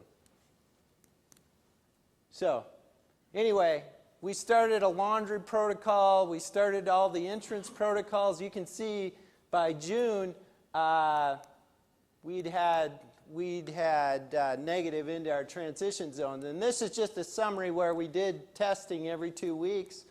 You can see here's the samples that were positive outside our perimeter buffer zone. Samples in our transition zone. You can see over time, as we got better with our protocols, it went down. You can see the outdoor vehicles that we were transporting, the tractor and the pickup transporting dead pigs. That got better. And you can see we still had, inside the buildings, we had a lot of viral contamination. And, of course, within the pig contact areas, lots of contamination as well. We never had any positives detected at the feed mill, and we've never tracked it over to the SEW barn where we've had live pigs, or into Weber Hall where we've had live pigs either. So we know our protocols are working, but boy, it was very close to not working. And so, got to thank Mark and Frank and Dwayne. I'm not going to say we're completely out of the woods yet. We've put naive gilts into the farm, and we're right at the critical zone. In February, I'm going to give a full accounting of this at the Swine Profitability Conference. Joel said one night when we were meeting, he was like, "You will give a talk on biosecurity at Profitability Conference." And I said, that was not a yes or no question, so I guess I will be. And to bring it back to African swine fever and this friend in Vietnam, I went over there in August and taught him how to do the environmental swabbing. We just went to the local pharmacy and got gauze swabs. We got PBS out of the boar stud. They have a PCR lab on site. And we went out and we went to the feed mill. And this was from the trucks that were the feed delivery trucks. We collected, I think it was 5 or 6 trucks. We collected 18 samples. And you look at it, they were actually doing a pretty good job disinfecting the exterior of the truck. They were not getting the inside of the truck. And the manager said, well, the people at the farm are not supposed to be getting out of the truck. And we got to talking about it a little more. Here are guys, they're taking loads. These are bagged feed to their sow farms. They're taking 50-kilogram bags, and you got a truck driver that's in a sow farm. He's sitting in his truck, and you got 5 guys unloading 50-kilogram bags. How many Midwesterners in the U.S. would sit in their truck and let everybody else unload the bags? No, that ain't going to happen. These guys were going into the farm to help. Culturally, it just wasn't right. Now, we just got some data last night. We got our first, we had about 100 samples. We focused on trucks. We had about 100 samples, all negative. You can see they've learned from the protocol that we had that we're able to clean up and prevent things. So with that, I'll thank you, and I also got to thank the Kansas pork producers from that standpoint. I've been at K-State 28 years, been on faculty 25 years, been in the same office for 25 years, and this will be my last swine day as a K-State swine nutritionist. I'm transitioning into a job at PIC in February, and it's been a great run, and it's really important to me to maintain ties to the group, and certainly going to support in other roles, but really proud of all the graduate students I've gotten to work with, and I definitely want to continue in that role. So thank you very much.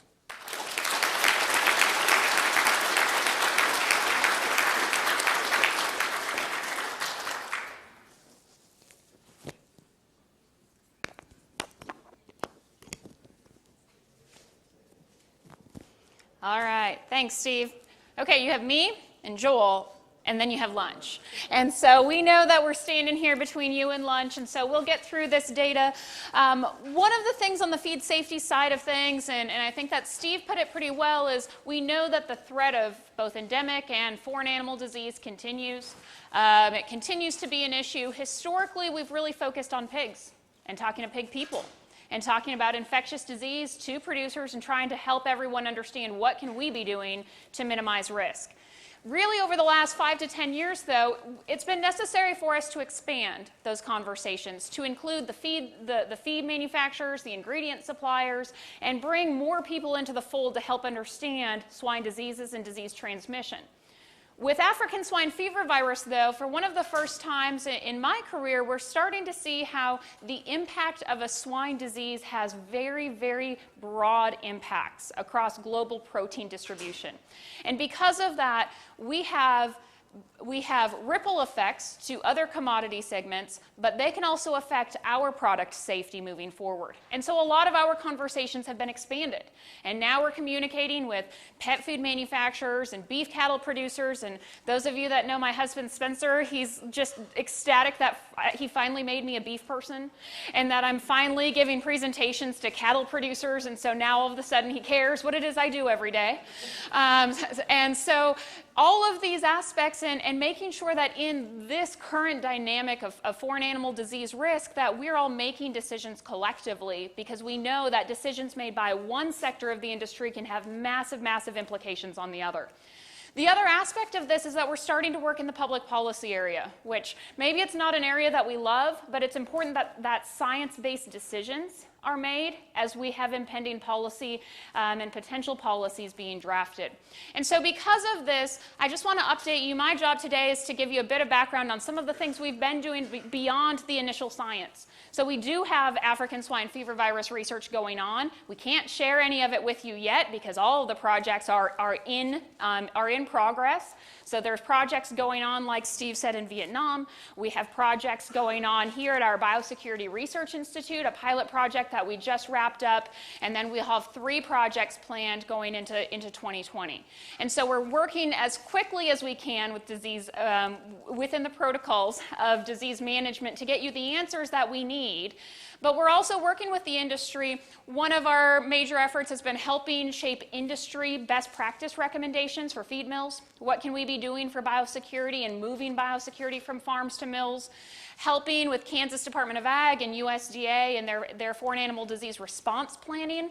And one of the things we want to make sure to shout out to Mark Nelson and to Jason Woodworth, they've worked closely with our Department of Ag and Emily Voris. Emily's here today. Emily, are you in? Where's Emily? Emily's back here. Kansas Department of Ag has a booth that's basically right outside of these doors.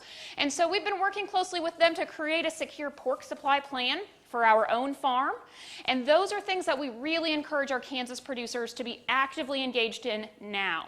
These are important plans. If we get African swine fever virus or foot and mouth disease, you need to have these plans available and know what to do and when to do it. So that planning stage needs to occur now. But it's also just as important, and maybe even more important, if someone else in the United States gets the disease and you don't, having that plan in place opens you up to having be one of the first entities that can move animals safely from one location to another so that you can start to establish some continuity of business. And so if you have not begun that process yet, please consider working with Kansas Department of Ag. They're here. They can help you check your Prem IDs today and get that process started. The other aspect that we've been working a lot with has been the Feed Risk Task Force. And this is a task force that was initially brought together by the 4 major trade groups or entities, National Pork Board, AASV, SHIC, and National Pork Producers Council really leading it, having conversations about how can we manage feed risk and minimize feed risk and entry through the feed supply chain with AFIA, National Grain and Feed Association, and our adjacent industries, the milk producers, the poultry producers, the beef producers. But it's also been interesting because our regulatory officials have been at the table. And so we'll hear this afternoon from Dr. Brockhoff as we hear about what the Canadians have done to minimize risk of ASF entry into their country. We've had those same conversations at this level in DC and are actively engaged in those conversations. We're the only institution, we're the only university that's involved in any of these.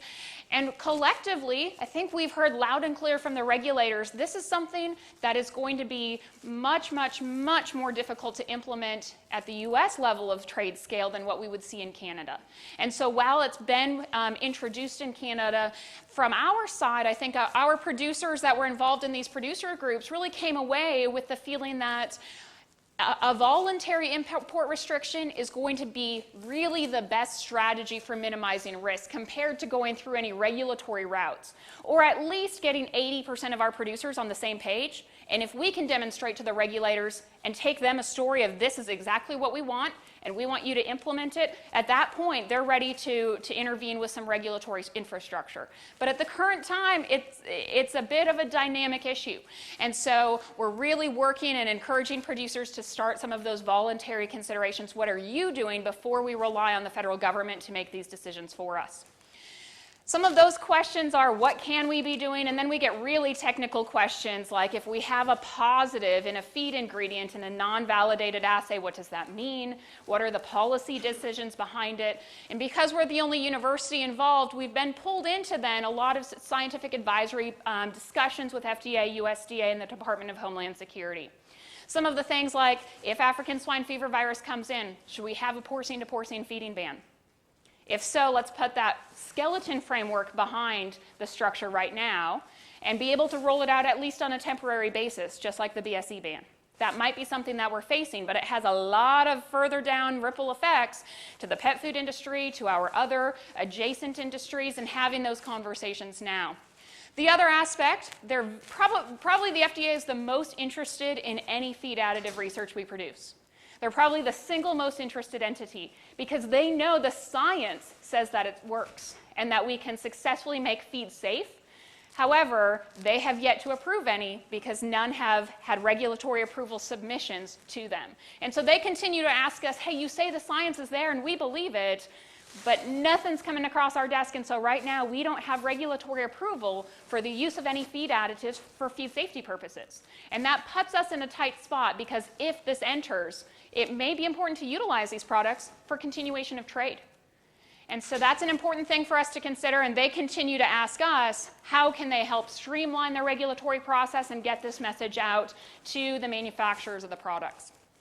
Okay, one of the things on the PEDV side of things, Dr. Annie Lerner, and it is doctor, she recently defended her PhD and will be hooded here in a couple of weeks. She's been evaluating the role of medium chain fatty acids in PEDV and mitigating that effect. One of our initial questions is, we've always historically applied these before the product gets contaminated, but what if we have a contaminated product first? Can they mitigate instead of just prevent? And so we did that project, or Annie did that project, compared to a positive control, PED data in a CT basis. Higher numbers are always better. That means less detectable PEDV RNA. And so regardless of the order, we can certainly see PEDV reduction, whether we include either the 1% medium chain fatty acid blend that we've been working with or a formaldehyde-based product. But we know these products are expensive. And so we're trying to really figure out what's leading to their efficacy. And so part of what Annie did is, instead of just working on the conventional 1-to-1-to-1 blend of C6, C8, and C10, we wanted to see if there were active components or what was really driving some of the antiviral capacity of those products. And so you can see C8 is really the one that stood out relative to the rest, especially a 0.33% inclusion level of C8, as maybe perhaps being the one that's driving some of the ability to reduce the quantity of detectable PEDV RNA. We also looked at levels and combinations of these blends. And so do we need all three of these together? Is there a synergistic effect? Or what if we had just two of them together? The big story out of this slide is that historically we've been working with this 1% of the 1-to-1-to-1 blend, and the 0.5% showed to be just as effective. And so like all things then, PEDV qPCR just shows us levels. It does not tell us anything about infectivity. And so we have to follow this up with a bioassay, and this is a pig bioassay at Iowa State University. So you can imagine these are expensive, they're time-consuming. But what Annie demonstrated is that we selected this 0.5% of the blend plus the 0.3% of just C8 and compared to the positive control that made pigs sick, all of those products were capable of demonstrating or at least preventing PEDV in this bioassay. And so showing that perhaps we can start to look at products, and as we're evaluating the different types of products that are coming online and that are becoming available, understanding the active ingredients in those become important, and helping understand, what is the concentration of C8 or what are the concentrations of C8, C6, C8, and C10 as we're evaluating and pricing those products. The other aspect of things that I do every day is I teach. And one of the things that we've been fortunate to do is be able to move some of this medium chain fatty acid research.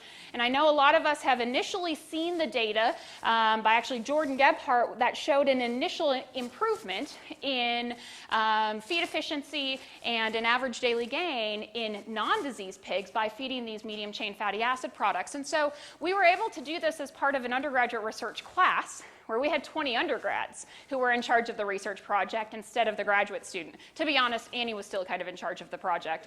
But we still had 20 students that were involved in the process. And so they were in charge of chores. They were in charge of weighing and bleeding the animals.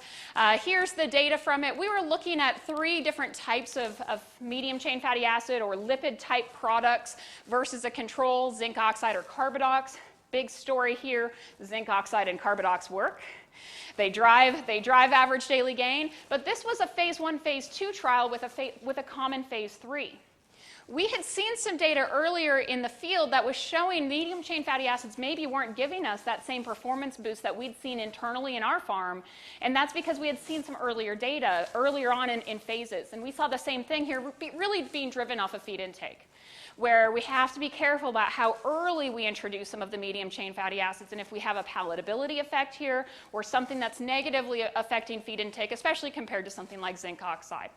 So while there's marginal differences compared to a control, we still see that by the end of nursery, after you have a common phase 3 period, zinc oxide and carbidox give you a bit of that performance boost in overall body weight.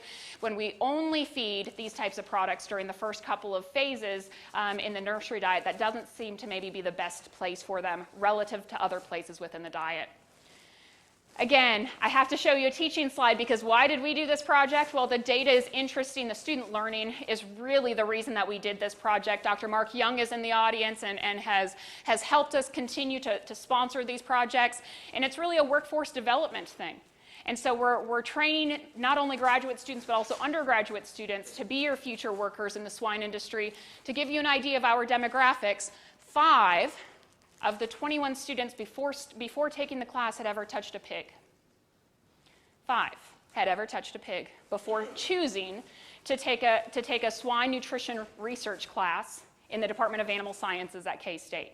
And so that gives you an idea of our student demographics, but we still have about 150 students that we get to use and get into the farm every year.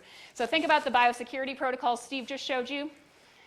Those are in place with 150 undergraduate students on a regular basis going into that farm. And so I think our farm crew deserves quite a bit of credit for being able to implement and teach those students how to do these activities properly. We have a swine club, some students who have been really successful at the undergraduate research level presenting their research, lots of internships and jobs. One of the main things that I'm asked about is how much should we pay these guys when they graduate? And so we do have some initial data for you.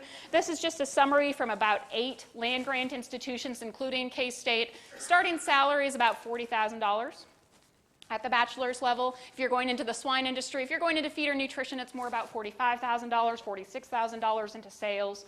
And so that maybe gives you an idea of what we're doing. But we take pretty seriously our charge as a land-grant institution and not just give you knowledge, but also help develop talent. And I think you've seen that from our group at the graduate student side, and I want you to know that that also is being prepared at the undergraduate level so that you can have bachelor's-ready students that understand the swine industry.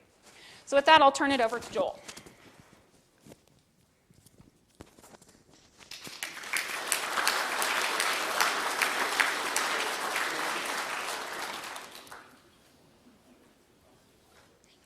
Thank you, Cassie. Again, really appreciate everybody that's here, and I'm going to kind of clean up on a number of different areas, finish up some research trials, and also give some other program updates and some other activities. First thing on your seats, there's a printout. We do 2 public events, larger public events. Swine Day is one. Our Swine Profitability Conference is the other one. That's always the first Tuesday in February.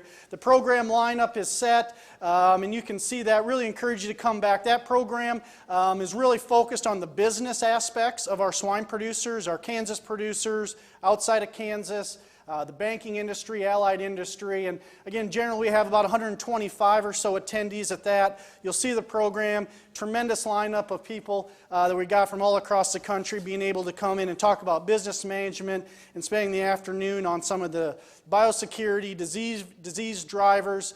Daniel Luers at Iowa State's done a tremendous job with database management and looking at, and then also Steve will wrap up with some of his experiences as we conclude that program. So, to get to the last research updates, when else can you get literally 200 slides in less than 2 hours, right? Our goal is that. It's to provide the information. The full research reports are online. The abstracts you have when you got here. We encourage you to go and look at that as you want additional information in each one of these areas. The first study I want to briefly touch on is some manganese research. When is the last time anybody has sat down and thought, man, I really want to know what the manganese requirement of these pigs are and where I adjust my premix, right? But these are the things that are important because when's the last time that we've really looked at levels of a lot of our trace minerals in the premixes? They get set. Josh Flores, when he was in grad school, did an industry survey many of you were part of that looked at levels of all the different trace minerals and vitamins and premixes. Micronutrients has a newer product that they've developed. They wanted to look at that in diets and compare it to our typical source of manganese sulfate. And so again, the goal of this was to look at different levels, 8, 16, and 32 ppm. The NRC requirement sits down here at 2 to 4. Okay? Pretty typical industry levels may be in that 20 to 30 range for this particular trace mineral in a lot of premixes that we did the survey on. So really at the end, we look at the 2 different sources on ending body weight. We can see there was a quadratic effect. And this is back to, well, what does this mean? This is one of some of the data you get back sometimes and you look at. You did a titration. Shouldn't there be some sort of potential linear response? I think here's a good case where you look at both sources. We had from the 8, they both dipped down at 16, and both went back up to the 32. I think what this also tells us is all these mineral interactions. We've talked yesterday, we had a couple different groups, and we talk about these mineral interactions all the time and how little we know about it. So if we have something that isn't going well, just add more, right? Well, then it screws something else up. So my question is, and we don't know, is there something at that level that's interacting? And, again, why we saw it, but it was interesting. Both sources produced that same effect at that same level. And again, as we looked at the highest, again, not consistent exactly how the response was between sources. But again, as we look at that, how do we take this information? What's next steps? How do we look at what's in our diets? And then where do we need to go with some of this trace mineral work? Because it is very challenging. Do we have unintended consequences on levels we set that we think are fine based on a very limited amount of data in some of these areas? One thing we do is say, well, did we screw the diets up, right? Those pigs in the middle didn't do as well. Well, when you go in and actually do the testing of the liver to know what is the concentration, in fact, as you look at the concentration, regardless of source, went up. So that confirms that the diets, and by doing the testing of the diets, we met our targets. When you feed more of minerals, they're going to retain more, right? And so again, here was a case where we increased. And again, the question is, as we start to accumulate trace minerals, is that a good thing? Does that start to interact with other trace minerals? Again, a lot of unknowns in some of these areas, but something for us always be considering. And those in this area, there's still always a lot of information need to be generated. Going to switch topics to the xylanase. Xylanase is an enzyme that can be used, or its mode of action is basically to go and break up, hopefully potentially make some of the undigestible carbohydrate fractions of our diets more digestible, potentially release more energy, get a growth performance. More recently, there's been more information done on a larger scale that's tried to target mortality. Again, there's different reasons that we can get into and different theories on a gut level basis that potentially that feeding xylanase is helping at a gut barrier level that's potentially helping with quote-unquote gut health. We like to throw that term around again, and potentially decreasing mortality. There's some large databases that have shown this. There's been some others that have not. Sometimes it depends. If you're at a higher level of mortality because of gut issues, you may have a more opportunity to see it than if you're in a low mortality. So this is kind of an area that we wanted to explore with Jeffo approached us. We looked at different levels of their enzyme in a commercial environment. There's just over 2,000 pigs. We did this up at New Horizon Farms. If we look at final body weight as we look across, no statistical differences, and this was fed on top. So we didn't go in and make deficient diets. We didn't back off loading values. These diets were formulated to meet their nutrient requirements, so this just went in. So necessarily we did not expect a difference in growth because of the fact we weren't trying to formulate to try and tweak, so it went on top. If there was a benefit, we could have seen that, but again, fairly level across. On feed efficiency, same way, no differences as we look across the different levels. Then ultimately we get to mortality. The one thing we know with mortality is we need a lot of numbers. There's, I think, 2,300 pigs in this study. The reality is we wanted to measure it. We probably need a lot more. If you look at the numbers across, generally we're just over the 3 to 4% level. For some reason at the high level, that went up. Again, we can't explain that, whether that's just variation or if there was something real there. But again, I think as we look in general, we're probably in a level of mortality, whether a xylanase will have a major impact versus maybe something a little higher. Again, we probably need more numbers when we get into measuring the response criteria of mortality. Going to transition now into a few different phytase trials. This is the one I'm going to spend probably the most time on, and it really deals with the use of higher levels of phytase fed at different times. Okay? So oftentimes we're in the nursery, we're superdosing levels that we call it. That's generally 1,500 to 2,000 FTUs per kilogram inclusion. Sometimes we run that through nursery into beginning finishing, and we often find a fairly consistent response in nursery. I would say in most systems, we're superdosing phytase and getting a growth response above what we would expect from just the regular diet from the phosphorus release. Much less consistent in finishing. Okay? What we want to do in this study is as we feed higher levels early, and potentially pull out and only use in the grower versus all the way through. But also one thing unique we did with this study was to put loading values on the phytase itself for not only calcium and phosphorus, but for the amino acids and energy as well. There's been digestibility studies done with a lot of the phytase sources trying to determine what extra amino acids, what extra energy do we get from feeding phytase. As it breaks down phytate, other things become available, and the pig has the potential to use those amino acids and energy. So this is an example of, for this particular phytase, the manufacturer recommendations, again, at the 1,500 level for the available phosphorus, calcium. We get into the energy. That 24 kcals on an ME basis is similar to about 30 pounds of fat. Okay? So when we get into these diets, we backed off about 30 pounds of added fat when we fed these levels of phytase compared to the control. There's also adjustments on the amino acid side. So what did the pigs tell us? This is after the first phase, day 0 to 57 in finishing. Again, both of these diets, pigs, would have been receiving the high level of phytase with the nutrient loading values at that time compared to the control. As you look on a feed efficiency basis, what happened? Pigs did worse. So what does that tell us? During this phase, we were over-crediting the probably energy or amino acid levels given to phytase because they're on a feed efficiency basis, they got poorer.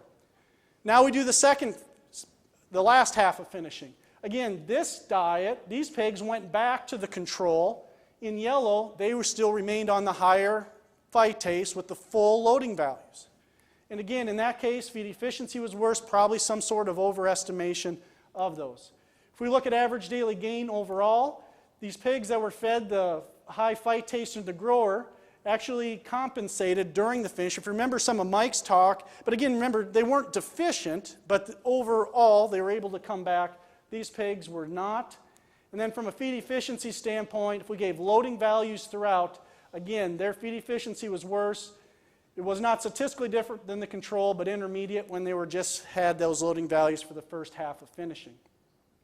So what happens on a cost basis? So why do producers, why do feed nutritionists, why do people look at putting loading values on phytase? It's to lower feed costs, because if you have that energy release, you can decrease soybean meal or your protein source. You can decrease added energy through added fat if you're using added fat, and there's a feed cost savings. However, if you look across here, there's no statistical differences. So we could conclude whatever you do is fine.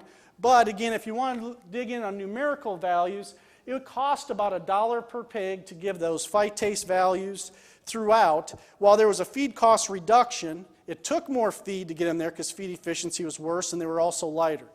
When we gave just during the grower phase, again, very similar in that regard. So we wanted to follow this study up with a second study after seeing that, looking at providing different release values for just calcium and phosphorus, or the amino acids. Then we came in, so treatment 5 we'll jump to, would basically be the same type of approach we had in the first study. But in treatment 4, we just did half the release suggested on a net energy basis. So we still gave the credits for the other minerals, amino acid, but just half of the energy. Because of the feed efficiency challenge we saw, that's most likely where we felt the feed efficiency worsening was coming from. This was a little shorter study, from 63 to 160 pounds of body weight. Maddie Wensley was involved in this study.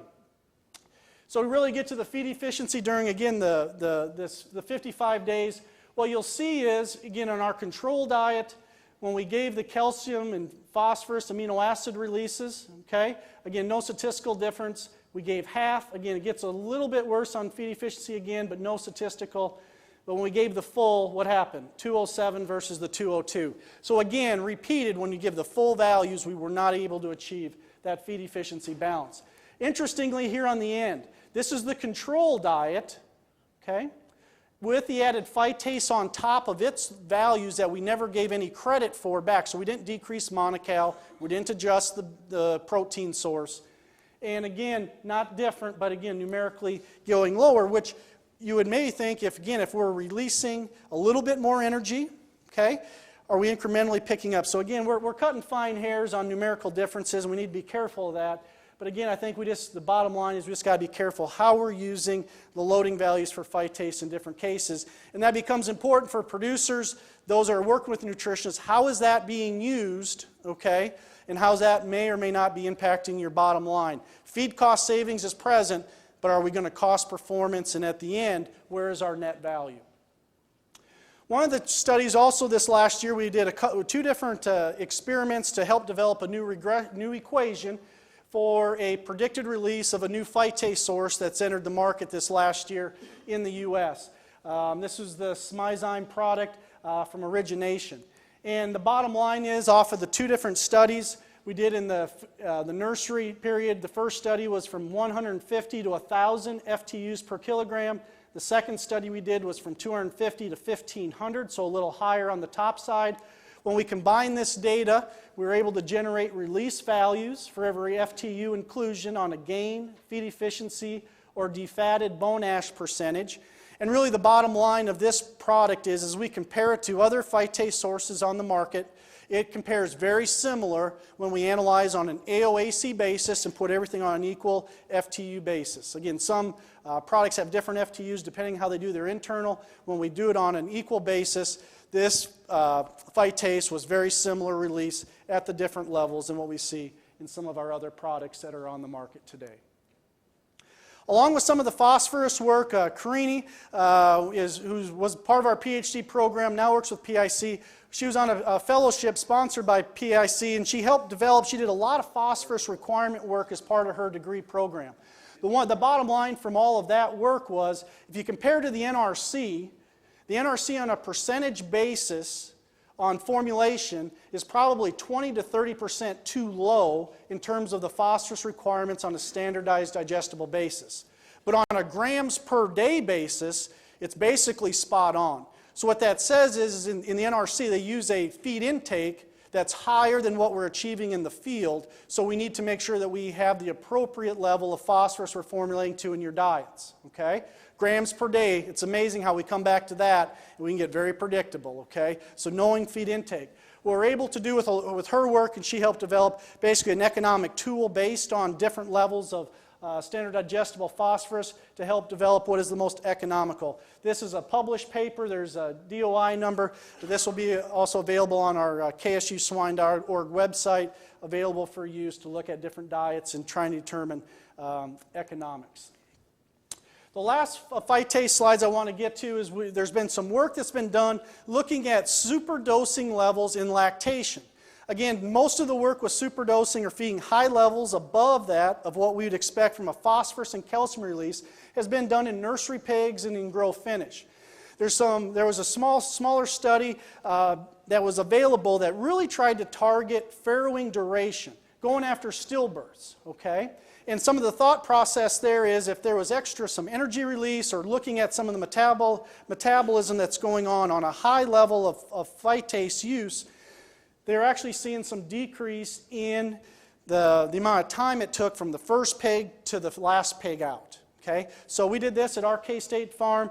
Kelsey Batson, who's working on her master's, was involved in this study. And we used either 0, 1,000, or 3,000 FTU of the Ronazyme high-phos product.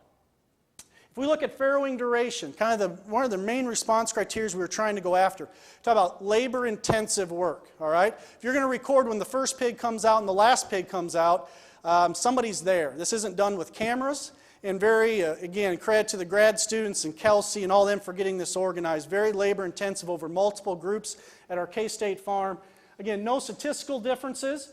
But again, as we look at a numerical, as we increase the amount of phytase, there was a decrease in the total duration. What this also tells us is while we had, I believe, around 100 sows or so on this, we need to increase numbers, and maybe we can tease that out a little bit more. But again, not statistical, but those numbers were corresponding with some of the initial work that we saw in a trial that was published previously.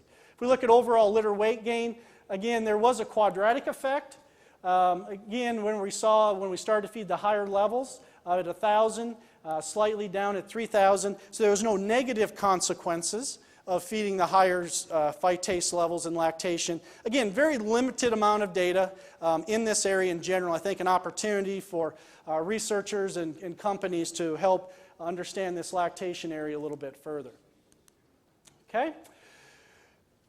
Another study that we get involved with, again, is looking at just different growth promoting type of additives. And again, there's a lot of different products available, and one of those that we worked with was looking at, in a grow finish study, looking at an algae clay complex.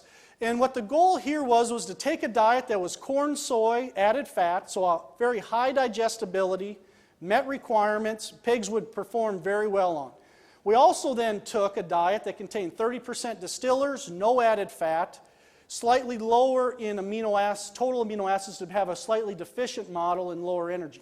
So the goal is to separate two different diet types and then also see if this type of additive, how it interacts or does it act differently. Because we talk about highly digestible diets and maybe an opportunity for a lot of our additives not to work as well if we already have pigs growing fast, digesting that diet well versus something that's a little lower digestibility or quality in general.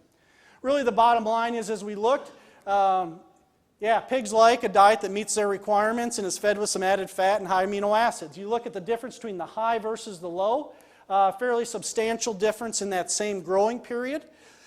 But also in this you can see we had a tendency for the product, whether it was in a high nutrient diet or a lower nutrient diet, we're able to improve the final body weight approximately 2 to 3 pounds. And so again, a product that we need that probably needs further investigation, some really good initial work here to show that, again, as we look at some of the potential for growth promotion, this product was, again, it was a tendency, but we were able to get 2 to 3 pounds regardless of diet type with this particular product. Okay, that is the last data you're going to have to digest, all right? So the next thing, I have a few slides, and as we wrap up, talking about a couple other program updates. One of the things that we did over the last year and a half is our swine nutrition guide, we wanted to keep current. It had been about 12 years since we had updated this. Like most universities, these things are monsters to update, and many just simply have went away at other institutions. The National Swine Nutrition Guide, we were involved with it's almost 10 years ago now. That's getting outdated. There really hadn't been, other than some genetic company summaries, updates. And so what we did, something unique with our swine nutrition guide, is we put this on as 2 different preliminary exam projects. Okay? So Mariana, who graduated this last summer, she worked and really completely revamped the general nutrition principles and nursery nutrition principles. Hayden Williams took the challenge of updating the sow in the finishing. And through that, we generated in general nutrition and nursery nutrition. These are live on our website now. They came about 4 months ago, they went live. A fact sheet form of 13 fact sheets in general nutrition, 8 fact sheets in nursery, sow 5, and finishing 8. And what we wanted to do there was go into the literature, find all the updates that are possible, come up with some standard information available for producers and nutritionists to use. These are in their final revision stages. We hope to have those up over the next month or so. I suppose if faculty would get everything reviewed as much, right, Hayden? But we're in the final stages of those, and we're really proud of those 2 students taking on that challenge. And they learned a lot, and it really helped our program get those put in place. The one thing, and Jason talked about this morning, we've talked about before, we're very fortunate to be part of a large national project funded by the National Pork Producers as well as FR. That's a 5-year project joint with Iowa State and Kara Stewart at Purdue. The goal of this study, it's a $2 million funded study over 5 years, solely focused on reducing mortality in our swine industry. And this is through any aspect, any means necessary. Nutrition, management, health, what have you. We're just completing our first year. There's been a lot of work that's been done. And again, as we look at, what we view this as not just 3 universities. We're going to start, and we've talked with cooperating partners, summer internships. For you in production systems, if you want to be part of this, okay, we don't see this as a 5-year project. Our goal is this is an ongoing, long-term. It's not acceptable in our industry that 33% of the animals produced never make it to market. If you go from birth to market, our industry average is around 33% of the pigs are dead. Okay?